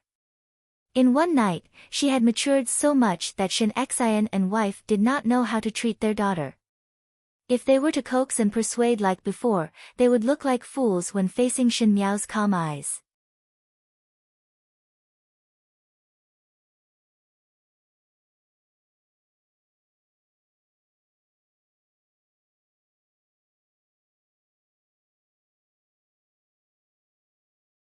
Chapter 160. When Shen Qiu saw the embarrassment of his parents, he laughed out loud. Shen Xian and his wife were feared on the battlefield, but in front of his younger sister, they were at a loss. But Shen Qiu's gaze gradually darkened. A person's temperament would not change so much overnight. Something must have happened for a proud and willful little girl to become so calm and steady. Father. Shen Miao suddenly spoke, after a few days, the palace will hold a returning banquet. The returning banquet was for the Shen family's army to defeat the enemy, and the emperor held a banquet to reward them according to their merits. All the civil and military officials had to bring their families to attend, and it was considered a banquet for the officials of the royal family who were closer to them. At the returning banquet, the emperor would reward the meritorious officials according to their contributions. In the previous life, during the returning banquet a few days later, the emperor wanted to promote Shen Qiu's official position, but because of Shen Miao's matter, Shen Xian put up a whole body of meritorious services and got the emperor to agree to the marriage bestowal and obtained the title of Ding Wangfei from Shen Miao. A woman asking for a man's hand in marriage was something that was out of line. Shen Xian had dominated his entire life on the battlefield, but at the last moment, he did not hesitate to use his merits to beg for his daughter and almost ended up being the laughing stock of the entire court.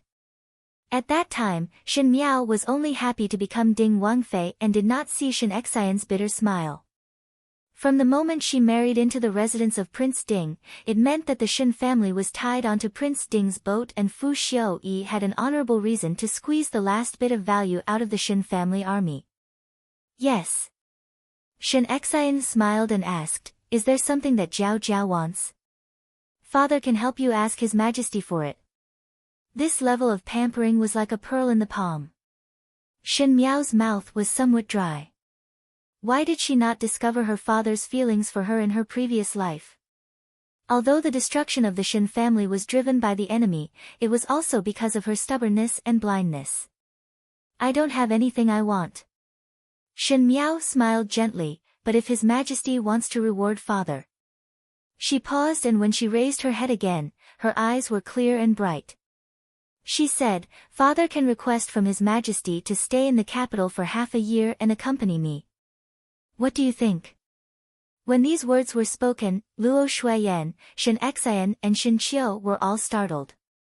Shen Miao would never ask them to stay because they were not by their side since they were young and their feelings were not close, so naturally they would not be reluctant. Every year after the end of the year, Shen Xian and wife would leave the capital to defend the northwest region. Even if there were no enemy troops, they had to guard their territory to prevent foreign enemies from invading. Actually, there was no need for this, but the emperor still personally appointed him every year. In addition, when the old general was alive, he also had this habit, so he never refuted it.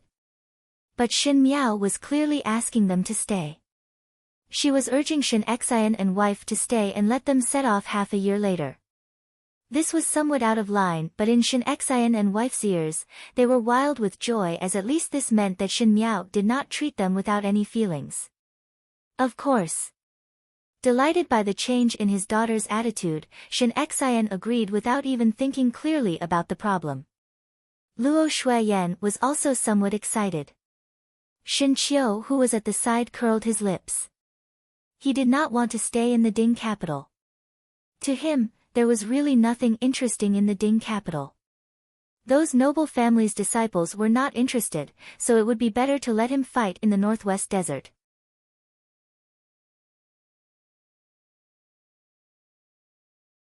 But looking at Shen Miao's face, his heart softened. At least with him by her side, it was good that no one in the Ding capital dared to bully Shen Miao. After speaking a few more words, Shen Xian and wife left with Shen Qiu. After they left, Shen Miao closed the scroll on the table and walked to the window. Young lady. Guyu softly said. Chen Tao had already informed that eldest young lady's stomach is fine. One heard that second Furen and second master are quarreling about eldest young lady's marriage.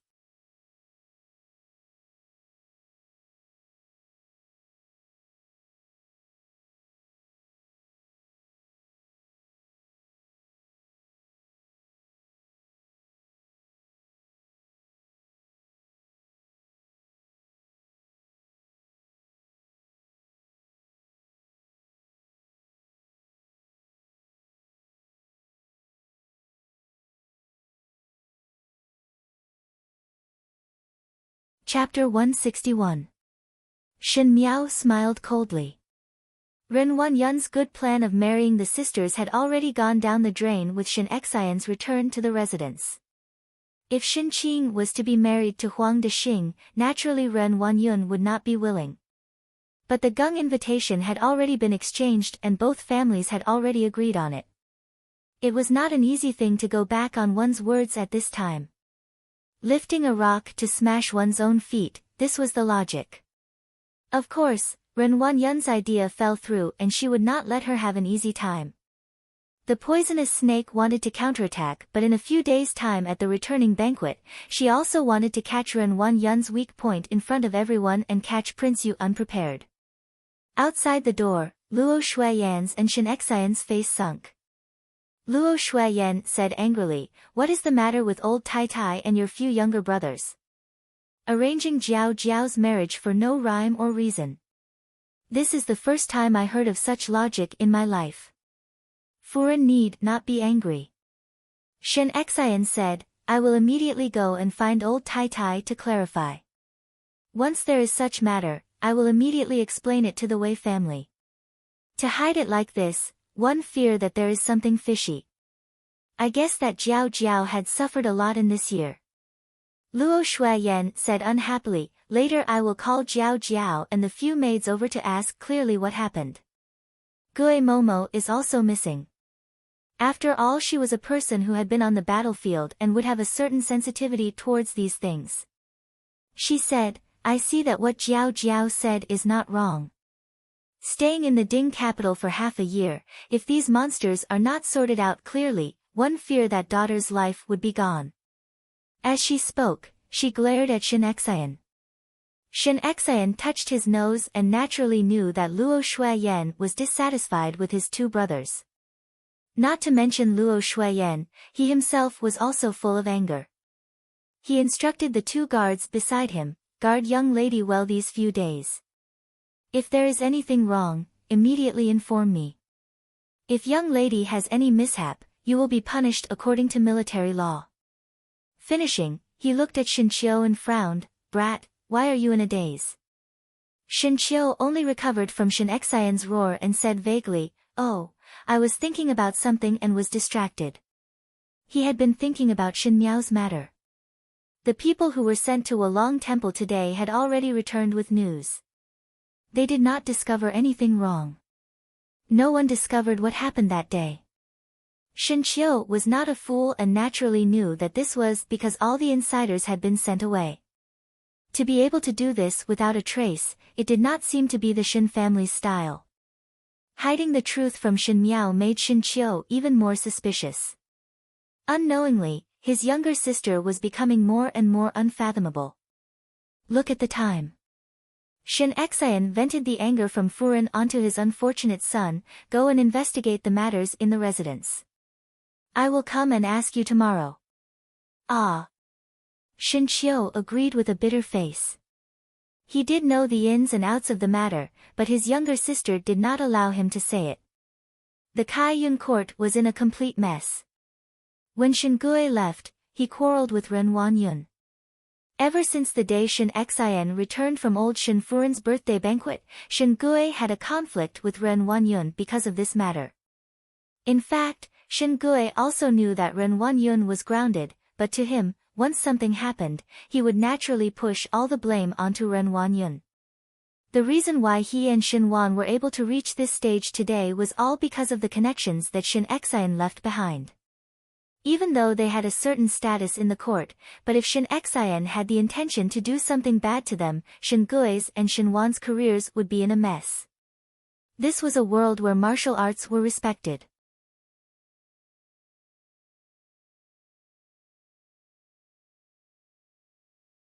Even though the civil officials ridiculed the military generals as unbearably crude, but whoever had the military power would be more important in Ming-Chi. Between the civil officials and the military generals, the emperor would naturally protect the military generals. Previously the two brothers were watertight in front of Shin Xian, and Shin Xian was also happy to take care of them, but who knew that this time Shin Xian would personally see Shin Miao in a sea of fire. Shin Xian saw Shin Miao as his life, and Shin Gui was flustered at what he would do in anger. Ever since Shin Xian returned, Shin Gui was extremely irritated and Ren Wanyun had to mention breaking off the marriage at this time. It was like adding oil to the fire, and all the dissatisfaction towards Ren Wanyun broke out.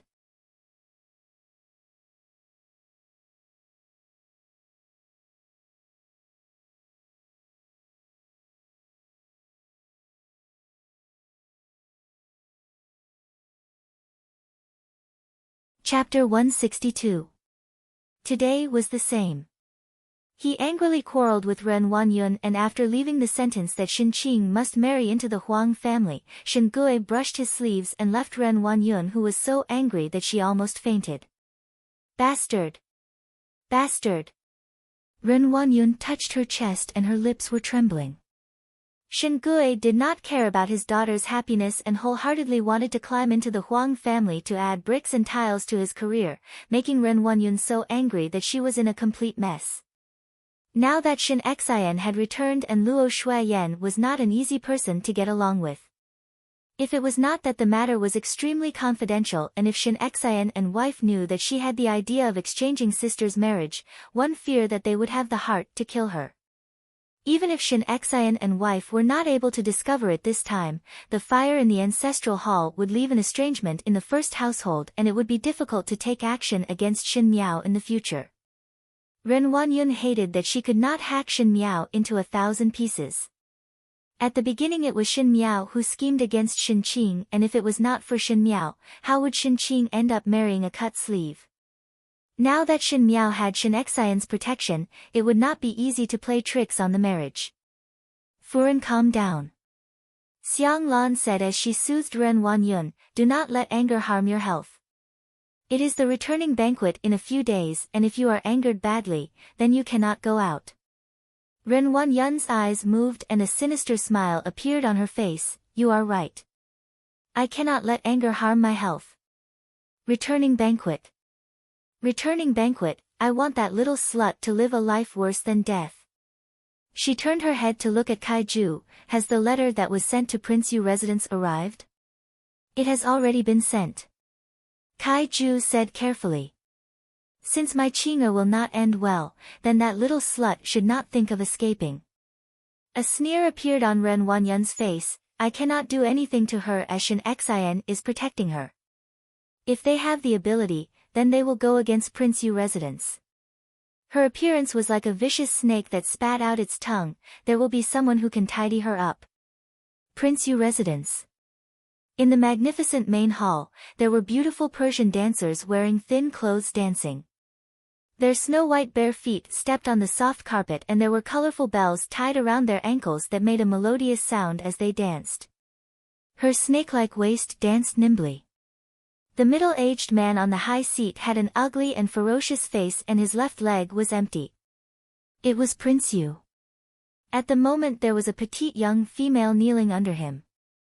The young female was about 11 or 12 years old and was still very young. She had delicate features but her eyes were filled with fear. At the moment she was not wearing anything and was gently massaging Prince Yu's legs. This young girl's snow-white body was covered with purple and green bruises. Upon closer inspection, there were even red whip marks. Clearly, she had experienced an extraordinary amount of pain and torture. Prince Yu of the first rank looked at the letter in his hands and suddenly smiled before slapping the lion head on his seat. His action caused the girl to scream in fear. She fell to the ground and couldn't help but shiver.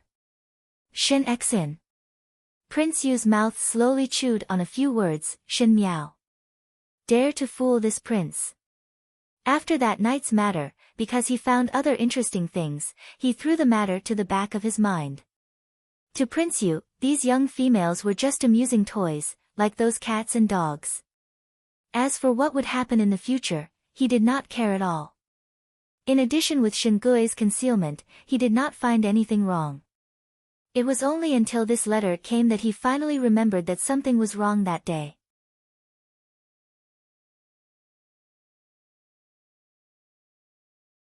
That Shen Miao had such good means, at the same time as she counterattacked Ren Wanyun, she also played with him.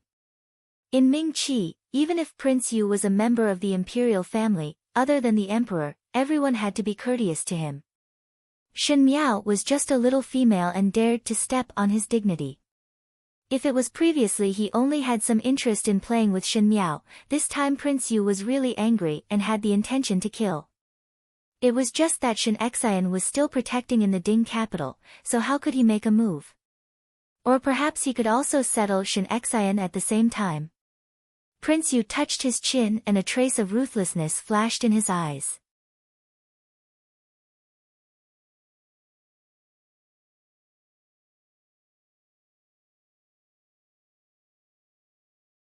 Chapter 163. 3 days later, the royal family held a banquet to return to the capital. All the civil and military officials brought their families to attend. Even though it was said that the ruler and officials were celebrating together, everyone was well aware that this returning banquet was only the emperor's celebration banquet for Shen Xian. The Shen family held great power in their hands and also had fierce generals like Shen Xian and Shen Qiu. If used well, it would be a good knife to protect Ming Qi. If used improperly, it could threaten the person sitting on the chair at any time. Towards the Shen family, the imperial family of Ming Qi was both reliant and guarded against them, but in front of them, the Shen family was at least safe when the foreign lands had not been purged. As long as the Shen family did not recklessly wade into the muddy waters of the fight for the heir apparent, the imperial family would not take any action against the Shen family within 10 years. This was something that anyone in the court with a brain could see. But previously Shen Miao was infatuated with Prince Ding, causing others to think that if Shen Xian were to marry his daughter to Fu Xiu-yi, the Shen family's position in court would become subtle. But afterwards it seemed that Shen Miao's interest in Fu Xiu-yi gradually faded and the Shen family did not need to be involved in the storm of the fight for the heir apparent, so naturally they would be safe and sound. In the next 10 years, the name of the formidable great general in the Ding capital would be able to awe many people. Early in the morning, Luo Shuiyan came over to see Shen Miao. In these few days, Luo Shuiyan and Shen Xian were investigating the matters that happened in the past year in the Shen residence, but those matters were covered up very well and were all insignificant small matters, thus nothing could be found out.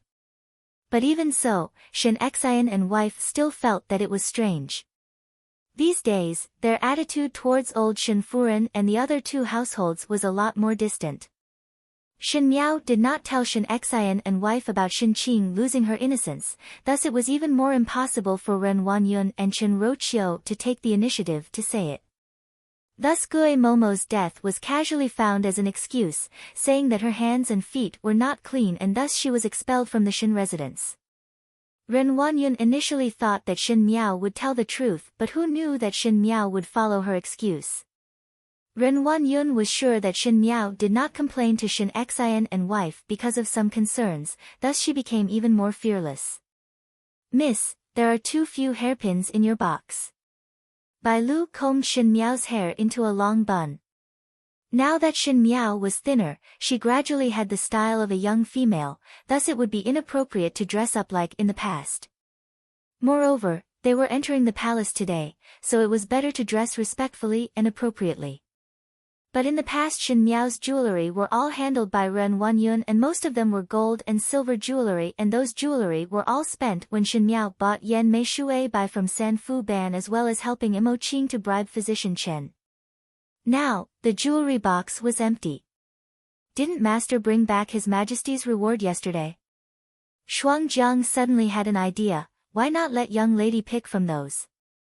There are definitely many good things bestowed by the palace. Forget it. Shen Miao flatly refused. Those things in the palace, which one was not stained with blood? Now she did not want to wear those things on her body at all, as if it was stained with blood, it would remind her of those tragic years. She thought for a moment, then opened a hidden compartment in the jewelry box and picked out a hairpin.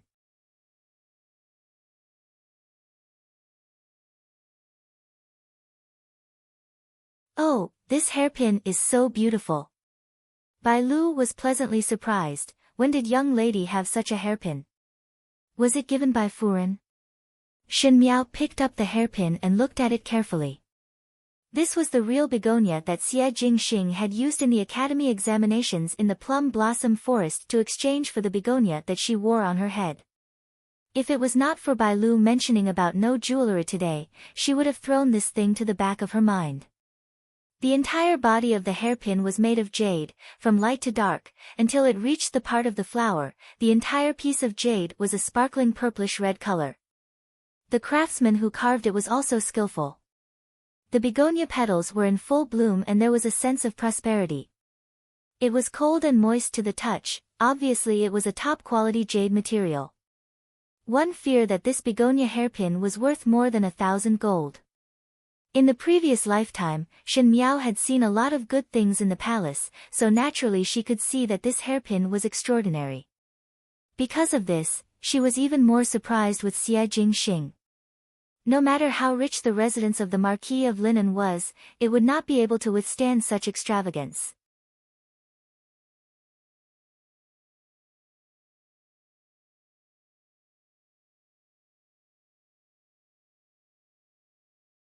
Chapter 164. Seeing Shen Miao in a daze, Bai Lu was afraid of delaying time and reminded, "Young lady, this hairpin looks good. This servant will help you put it on."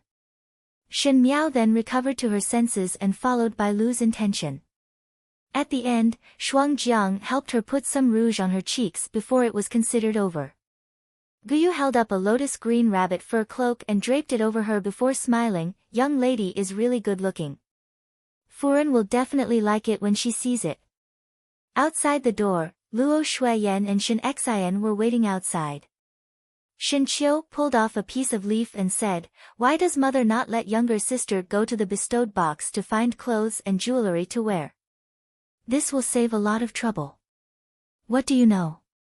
Luo Shuiyan said in a bad mood, "Since the bestowment of materials, when would one see ready-made clothes? Even if there were ready-made clothes, who knows if it was worn by an imperial concubine? I dare not let Jiao Jiao wear it. As for jewelry, forget about it. Jiao Jiao can wear whatever she likes and it is better not to interfere." Shen Miao had always liked tacky clothes and this point was a headache for Luo Shuiyan. No matter how Luo Shuiyan persuaded, Shen Miao was unable to abandon her love for gold and silver jewelry. Thus after a long time, Luo Shuiyan got used to it. The looks were all pink and could not be taken seriously. Luo Shuiyan herself came from a military family and even though she was shrewd and beautiful, her dressing was more heroic and had the meaning of a heroine. Shen Qiu stuck out his tongue and said softly, "If younger sister wear gold and glitter this time." Before his voice landed, one heard a creak sound and the door was pushed open. Younger sister." Shen Qiu opened his mouth and stared at Shen Miao like a fool without speaking. The young female was wearing a purple silk dress and a lotus green rabbit fur cloak. The fluffy rabbit fur was piled up under her neck, making that small face look like it was only the size of a palm. She had a fair complexion and when she wore the lotus green color, it did not seem dark at all and instead made her look extremely noble.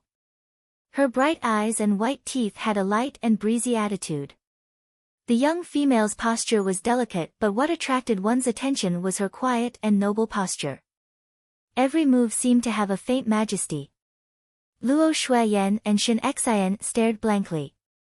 In an instant, it was as if they could see past this young girl to the back of the throne room and the noble golden phoenix under the heavy palace walls. They were even inferior to the golden phoenix. It was because Shen Miao used to wear gold and silver that the more simple she was, the more noble she looked, and that kind of quiet attitude was something that they had never seen before. Luo Shuiyan unconsciously caressed her chest. Because she came from the northwest desert, after marrying Shen Xian and coming to the Ding capital, she was often ridiculed by the noble ladies here for being vulgar and lacking in etiquette. Luo Shuiyan herself had secretly invited a Momo over to learn, but even if she could learn it, she was unable to learn that kind of refined elegance of an aristocratic family, thus she gave up. Now her daughter looked more noble and dignified than any noble female in the Ding capital. How could she not be pleasantly surprised? Ha ha ha.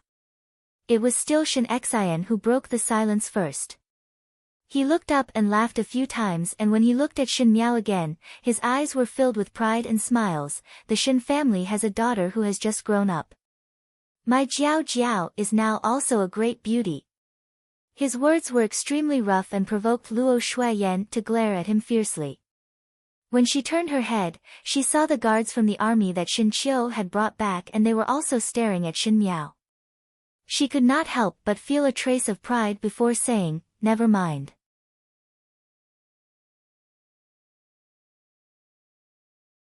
Let us board the carriage first, it would not be good to be late." Finishing, she pulled Shen Miao and spoke to her intimately. Shen Miao was not used to being treated as a child like this, but when she saw Shen Xian's and Shen Qiu's doting eyes, she paused for a moment. After all, in her father, mother and older brother's eyes, she was still that Shen Jiao Jiao. Ren Wanyun noticed the begonia hairpin on Shen Miao's head and even smiled. "Jiao Jiao's hairpin is really beautiful. Did you pick it yourself?"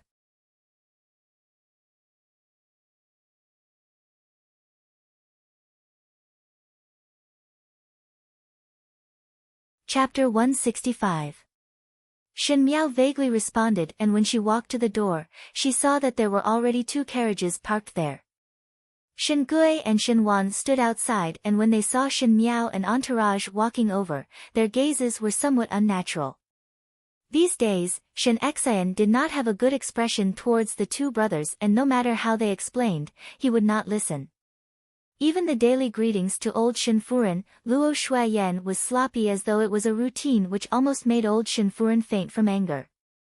"Eldest brother." Shen Wan was more tactful and greeted Shen Xian with a smile. Shen Xian made an N sound from his nose and walked to his own carriage before saying to Shen Miao, "Furen, Jiao Jiao, both of you enter first." Shen Xian and Shen Qiu did not have the habit of riding a carriage, so they followed the carriage and rode horses outside. Being left out like this, Shen Gui and Shen Wan's faces were not good, and a trace of anger flashed in Shen Gui's eyes. One of the other 2 carriages opened the curtains and revealed Shen Yu's and Chen Roqiu's faces. Shen Yu said softly, "Does 5th younger sister want to sit in the same carriage with us? This carriage is big enough and eldest Shen can fit." "No need." Luo Shuiyan said with a cold face, "One's own carriage, one can sit at ease." Shen Miao almost wanted to applaud Luo Shuiyan in her heart. Previously Luo Shuiyan did not have any discord with the other 2 households, and she had a straightforward and warm personality, thus no one had seen such a mean side of her. One had to know that on the battlefield, Luo Shuiyan was even more ruthless when facing the enemy. Chen Roqiu's and Shen Yu's goodwill did not have any effect on her. In the other carriage, Shen Qing and Ren Wanyun were also listening to the movements outside. Chen Qing's complexion was still somewhat pale, but she held on to Ren Wanyun's hand tightly and unconsciously used her strength, causing Ren Wanyun to cry out in a low voice. When Chen Qing let go of her hand, Ren Wanyun's wrist showed scratches from her nails. Ren Wanyun did not have the mind to care about her own hand as she pulled Shen Qing into her embrace and felt that Shen Qing's body was slightly trembling. "Qinger." Ren Wanyun softly comforted. I must kill her. In her embrace, Shen Qing gritted her teeth and said. She had gradually regained her senses and recalled the terrifying encounter that night in Wulong Temple. And all of this was thanks to Shen Miao. What was even more terrifying was that she was already pregnant and the child in her stomach could not be aborted. Otherwise, she might not be able to be a mother for the rest of her life. Thinking of the suffering that she had suffered, Chen Qing couldn't wait to let Shen Miao feel the pain that she had suffered. No, she should let Shen Miao suffer 10 times the pain. Mother will take revenge for you. Ren Wanyun's heart felt like it was being stabbed by a knife and could not wait to turn into a wolf and bite off Shen Miao's throat. Shen Qing's tearful complaint was like a knife stabbing into her heart. Whenever she faced Shen Qing, she would always think of that night. She was originally next door, but she chose to stand by and watch. I will take revenge for Qing'er. Ren Wanyun muttered. In another carriage, Shen Yu and Chen Roqiu were sitting face to face. Just now when she was reprimanded by Luo Shuiyan, Shen Yu was somewhat displeased.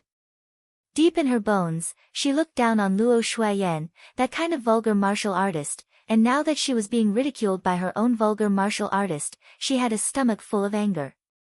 You err. Chen Roqiu gently frowned. How many times have I told you that you do not need to care about this kind of person? Why lose your bearing because of her? Mother, I just cannot bear to see it.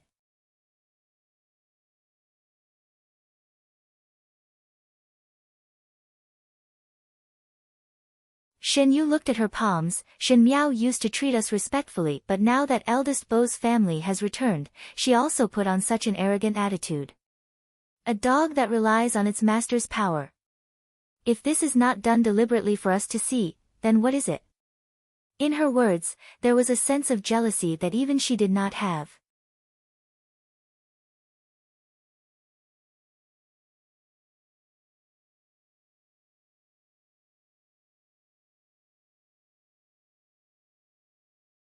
Chapter 166. This little bit of jealousy was caught by Chen Roqiu.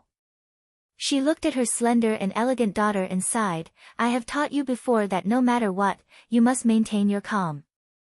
It seems that you are still too young and unable to keep your composure and advance too rashly. After a pause, Chen Roqiu continued, you do not need to see Shen Miao as important. Now the first household and second household are in a deadlock. Shen Miao had offended your second Shen, so your second Shen will definitely seek revenge. When Shen Yu heard it, she looked at Chen Roqiu, but these days, second Shen did not do anything to Shen Miao. Chen Roqiu was slightly startled. It was true that Ren Wanyun had been dealing with Shen Miao for a long time, but after such a long time, not only did Ren Wanyun not gain any benefits, she even went for wool but came home shorn and made a lot of mistakes. Now Shen Miao had waited for Shen Xian. It was fine if it was other people, but Ren Wanyun, who had always been shrewd and experienced, was able to tame all the concubines in the inner courtyard, but she was actually unable to win against a young lady. This was somewhat strange. After a moment, Chen Roqiu put away the surprise in her heart and said, it is precisely because your second Shen had not succeeded all along that your second Shen's temper is now close to a violent rage, so in order to deal with Shen Miao, she would definitely take the risk out of desperation and use all her strength. At this time, even with your eldest Bo's protection, Shen Miao would not be able to escape even if she had wings. Shen Yu listened in a daze but seemed to understand something and said, as such, we only need to sit down and watch the show. Correct. Chen Roqiu said, this is what I want to teach you. In the inner courtyard, if you cannot take action then do not take action. If you can use other things to achieve your goal then do not take action personally. If we make good use of it, we will be able to benefit from it effortlessly. Thanking Mother for the teachings. Shen Yu sat up straight, I understand. They were still talking happily, unaware that Luo Shuiyan's carriage had already left them far behind. Shen Qiu and Shen Xian rode on the tall horse and along the way, the commoners who recognized them all looked at them with admiration. The ominous name of the mighty general had already spread far and wide among the people. In the carriage, Luo Shuiyan kept smiling at Shen Miao. Even if Shen Miao was calm and steady, she was somewhat baffled by Luo Shuiyan's laughter. Jiao Jiao is really beautiful now, Luo Shuiyan sighed. I haven't seen you for a year and you've grown into a young lady. In this Ding capital, one fear that no one is as good-looking as you. Luo Shuiyan's words had always been somewhat domineering. If these words fell into the ears of others, they would probably become a laughing stock. But it was the best for parents to see their daughter, and in addition Luo Shuiyan's temperament was rather violent, but now Shen Miao looked calm and noble. People would always favor things that they did not have, so naturally Luo Shuiyan loved this daughter who was suddenly willing to get close to them like a jewel. Shen Miao smiled slightly. Most likely only her family would be proud of her so-called idiot. Last night I have discussed with your father. Luo Shuiyan changed the topic. Previously you said to let your father stay in the Ding capital for half a year more. This idea is not bad. Your father and I are often not in the residence, so we still have to accompany you more. When His Majesty asks about it today, your father will plead with His Majesty. Hearing this, Shen Miao couldn't help but be stunned. She had thought that Shen Xian would eventually listen to her words, but did not expect that it would be this fast. Before she could react, Luo Shuiyan had already hugged her and smiled. Just nice in this half a year, I can also watch Jiao Jiao grow up. Luo Shuiyan had a fierce reputation in front of her enemies, but in front of Shen Miao, she was very loving. If her former opponents were to see this, one feared that their teeth would fall out from shock. Thanking Mother. Shen Miao snuggled up to Luo Shuiyan and said softly.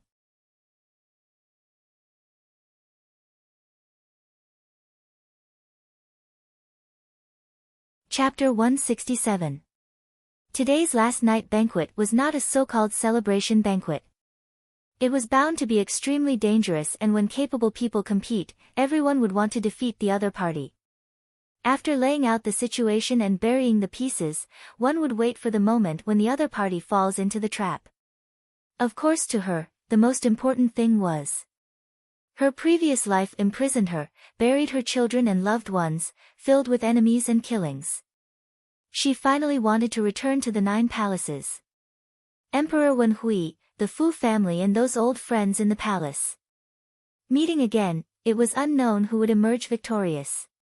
Her lips slightly hooked up, and in the depths of her clear eyes, a dark light was like a whirlpool that gradually set off a black storm. The 9 palaces were majestic, glazed tiles, carved vermilion lacquer, golden dragons entrenched and colorful phoenixes dancing.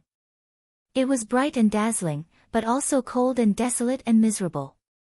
Light was only on the outside, like the fertile soil under the flowers. There were countless bones buried in the depths of the palaces and countless beauties, but at the end, the beautiful bones would wither.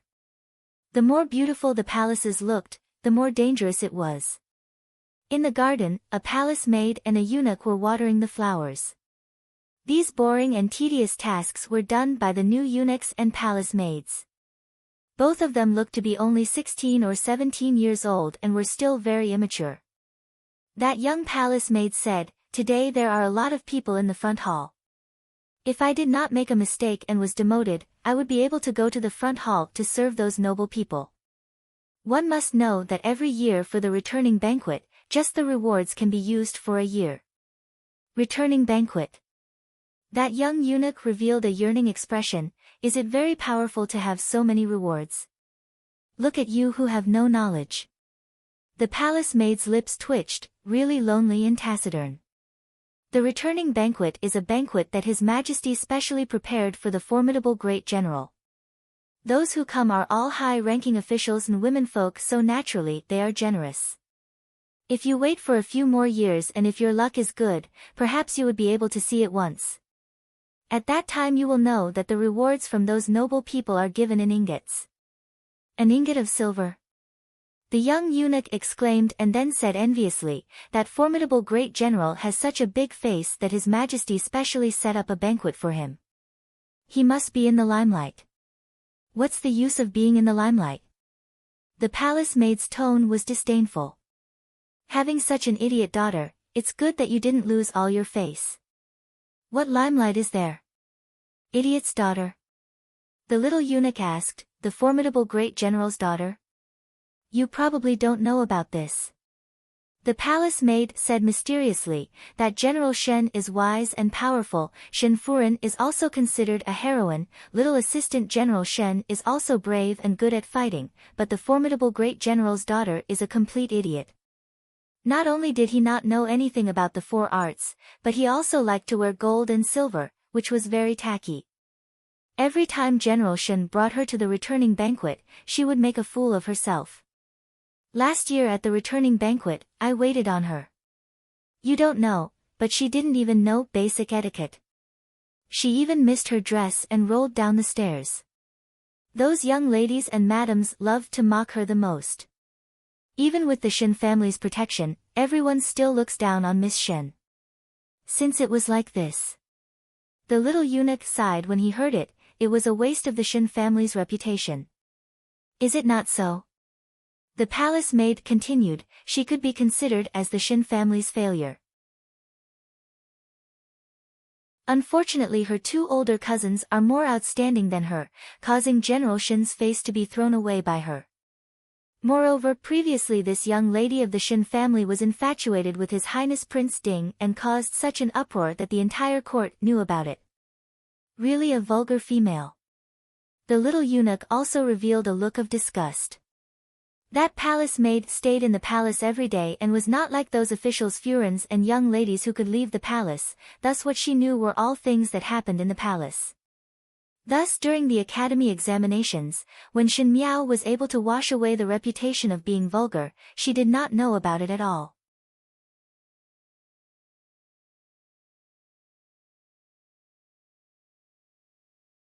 Chapter 168. Just as they were speaking, they saw someone coming from the opposite side. Both of them quickly buried their heads in their work and did not dare to speak. But they heard that person walking in front of them and said with a sharp voice, "Newcomer?" Replying to Gao Gonggang, "It is." Someone answered at the side. The little eunuch boldly looked up and saw three people standing in front of him. One of them was dressed as a chief eunuch and the other was dressed as a second-rank eunuch. The one called Gao Gonggang was the one dressed as a chief eunuch. Gao Gonggang swept a glance at both of them and his eyes landed on the little eunuch before asking, "What is your name?" "This servant Xiao Lizi." The little eunuch was also quick-witted and quickly replied respectfully. "Then it shall be him." Gao Gonggang said to the person beside him, "There is a lack of a pot-bearer in the front banquet. He looks well-behaved and would most likely be able to please the noble's eyes. Let him take over." Yes. Xiao Lizi's heart was also excited. As such, he would be able to follow what the palace maid said just now and obtain a lot of money as a reward.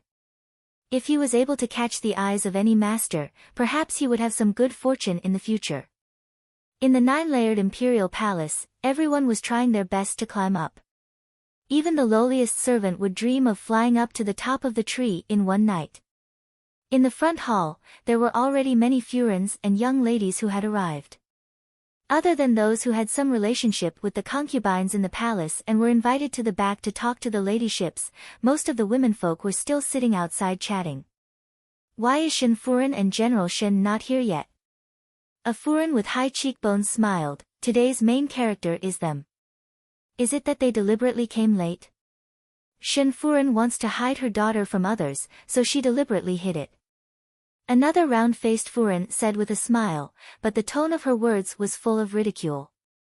Shen Xian, as the formidable great general with outstanding meritorious services, did not take in concubines and had the ability to be loyal to Luo Shuiyan. Which of the noble furens present did not have a lot of concubines in their family and had countless messy matters? Naturally they were full of jealousy towards Luo Shuiyan's good life, her husband doted on her and her son was outstanding. What females loved to compare the most was that Luo Shuiyan was more blessed and the other furens were more jealous and wished that Luo Shuiyan would also be bad. Thus Shen Miao's appearance became the only thing that could strike Luo Shuiyan. Shen Miao was stupid and had no talent. Her appearance was not good and she could still make a fool of herself in the palace. Every year at this time, it was the happiest time for these Furens. To be able to see Shen Xian and his wife being humiliated because of this daughter, it was as if they could gain some benefits. Don't know what kind of clothes fifth Shen young lady will wear this year. A mocking smile floated on Yi Pei Lan's face. Last year her clothes with gold leaves pasted on it was very beautiful and matched with her gold jewelry. It was considered very noble. Could it be silver leaf this year? These words immediately caused the surrounding young ladies to echo in agreement, and their sarcastic remarks rang out incessantly.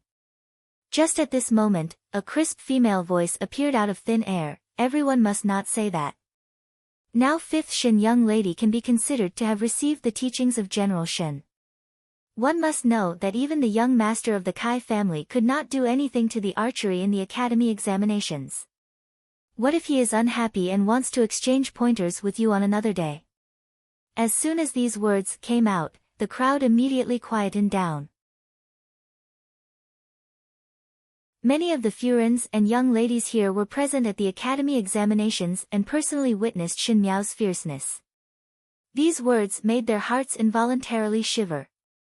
That Kai Lin did not even put Shen Miao in his eyes. What if she was angered and an arrow was shot over? The one who said these words was Feng Ning, and when she said it, she received a disapproving stare from Feng Furen. It would not be fun to offend so many Furens. Feng Ning wrinkled her nose unhappily. She could not bear to see these people speaking ill of others behind their backs. In front of Shen Xian, one feared that they would not even dare to let out a fart and still rush to fawn on him and speak ill of others' daughter behind his back. Before the awkward atmosphere dissipated, one could hear a eunuch shouting from outside, "The formidable great general has arrived." Everyone's eyes looked towards the door. The one walking at the front was Shen Xian and Shen Qiu. Shen Xian walked like a dragon and tiger and did not show anger. There was an iron-blooded aura of a soldier that made the Furens in the hall feel terrified. Shen Qiu's posture was tall and his smile was warm. His two shallow dimples made him look very amiable and all the young females could not help but blush. The two of them did not linger in the front hall. They turned sideways and walked towards the main hall, where the men were. Everyone's eyes naturally fell behind them. Luo Shuiyan was wearing a sky-green soft armor with a waist and her hair was combed into a neat bun. She was different from those Furens who had heavy makeup. Her outfit was extremely refreshing and simple, but because of the high quality of the fabric, it did not look rough. Her beautiful eyes were moving and there was a bold and heroic spirit, which was a kind of beauty that was different from ordinary Furens. Following closely behind was a slender purple figure that leisurely walked over.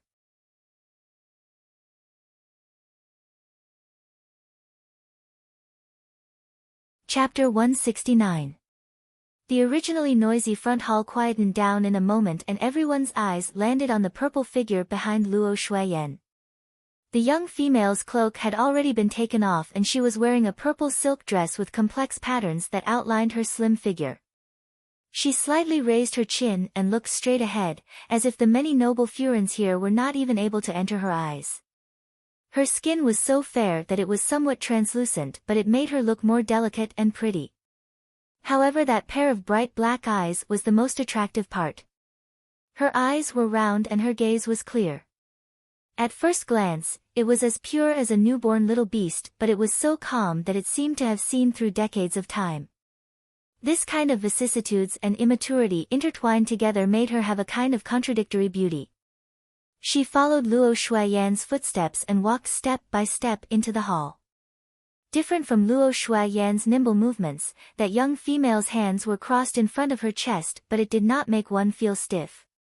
It was as if that action had been done thousands of times and one was familiar with it. Even if it was done casually, it was accurate to the slightest.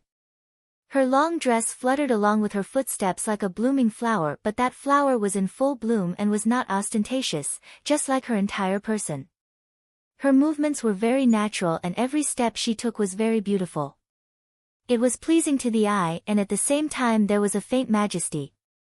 The women present were all from noble families and naturally had experienced the strict teachings of etiquette instructors on the etiquette of the palace. They thought that they had done a good job here and could not help but be surprised when they saw this young female. This was because if it was them, they would not be able to walk such beautiful steps. Sometimes the shape could be imitated but the expression could not be imitated. The purple-clad young female's expression did not change and her posture was calm as if this road was her own backyard. There was no panic, caution, impulsiveness or timidity as she walked lightly. There was actually a feeling of looking down on all living beings. It was as if she was the owner of this palace. When this thought flashed in their minds, those women could not help but turn pale with fright. It was because if this young female was someone else, it was that idiot Shen Miao. Previously at the academy examinations, Shen Miao's change was obvious to everyone but since then, Shen Miao and Shen Qing claimed to be sick and stayed in the residence, not even going to Guangwentang. Even though she had defeated Kai Lin in the academy examinations, what she displayed was only viciousness and boldness, but etiquette and bearing was not something that could be achieved overnight. Shen Miao had suffered so many losses in the returning banquet and it was not an easy matter to reverse it. Who knew that upon seeing Shen Miao today, one would feel that Shen Miao was a completely different person from the past. Not only was there no mistakes in her attire and actions, everyone had a faint feeling that Shen Miao had surpassed all the other officials' daughters in the hall.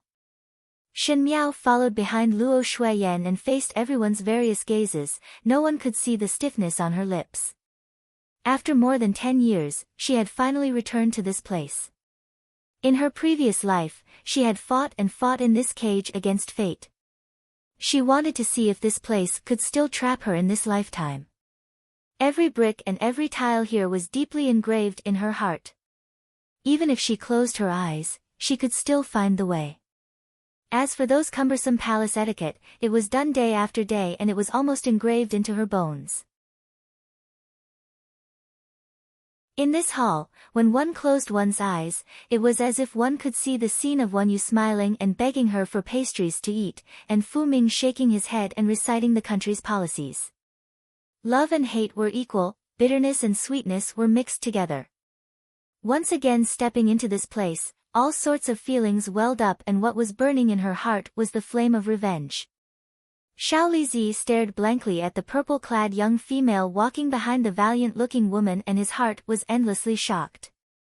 Just now he heard from the palace maids in the garden that Shen Xian's daughter was a coarse idiot, but who knew that when he saw her now, it was not the case at all. There was a kind of noble air lingering around this young female's body, as if one would not be able to withstand that prestige if one looked at her more. How could she be an idiot? You're tuning into the Dreamy Chapters YouTube channel.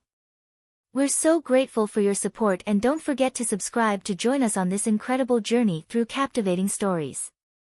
Your generosity through donations truly makes a world of difference, as it's the primary source of revenue that allows me to expand and enhance this channel for you.